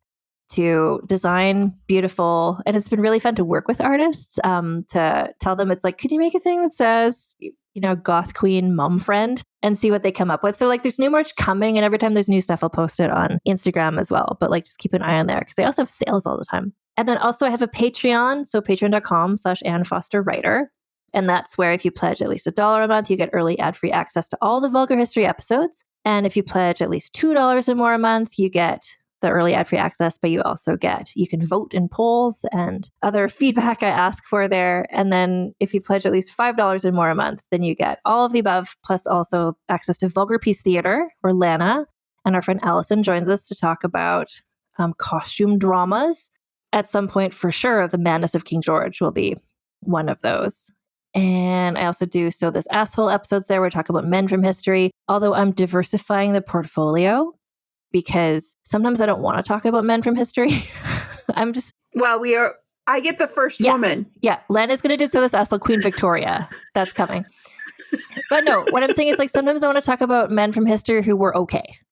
Oh, okay. I'm not always in the mood to just read about some shitty man. So most recently, as of when you hear this podcast of Vulgar History, the most recent, I called an episode, So These Guys, Bush Rangers. And Allison joins me to talk about Australian bandits. And that's where I get to deploy, as I previously mentioned, my newly acquired Australian accent. And we will be watching Ned Kelly in short order. Definitely. I'm having, I don't know, in the coming months. I accidentally discovered Bushrangers in the middle of, I was reading Mary Queen of Scots, this podcast came on, and I'm just like, what's this? And then it was an author being interviewed named Meg Foster. I was like, Foster? No relation. And she wrote a book about Bushrangers, and I was like, well, I need to read that. And then I got the ebook, and I was just like, I'm obsessed with it. It's like, Anne, you're supposed to be researching Queen Charlotte, Mary Queen of Scots, so many other things. And I was just like, no, I'm reading about Bushrangers. So I'm doing this episode of So These Guys with Allison, basically just to get it out of my system because I am too excited to not talk about it. So that's what Allison's for. Anyway, get things out of your system. Lana, thank you for being co-host for the entire front half of the season of Vulgar History. I'm sure you'll be back again when there's something involving Habsburgs, America, the Holy Roman Empire, the HRE, some periods of French history. Prussia? ? Oh, absolutely Prussia. Yeah. I don't know if there's any good women there, but anyway, thank you so much for having been on all these episodes. Tell everybody about your books. So I have 2 books out right now that are young adult contemporary novels that have as one review described it, an unnecessary amount of history for little rom-coms.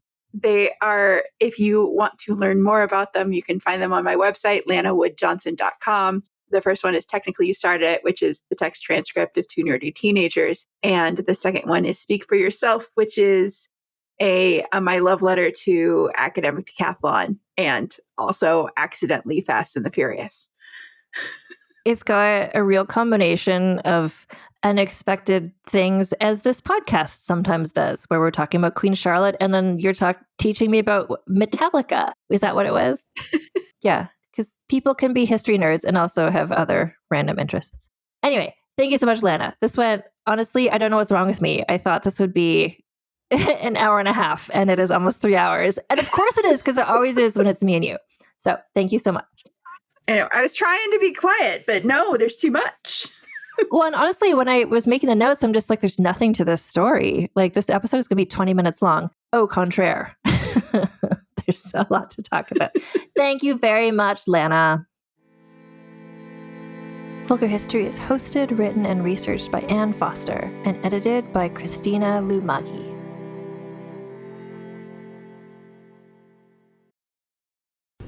Talmor, Sheshin Marachi. Talmor is my home.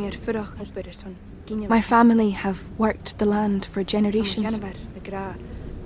My gran says the island does not belong to us, but we belong to the island. And we must be ready, for a great evil is coming, and death follows with it. Listen and subscribe to the latest season of Undertow, The Harrowing, a Storyglass production presented by Realm, available wherever you get your podcasts. long-forgotten name, we call upon you. We call upon you.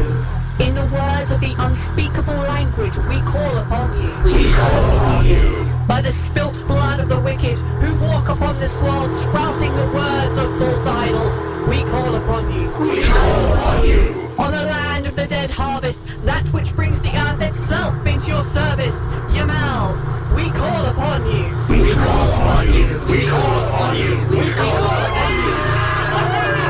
Yamal calls upon you. The Sprouting, a Call of Cthulhu actual play podcast by Blighthouse Studio. Find us on your podcatcher of choice.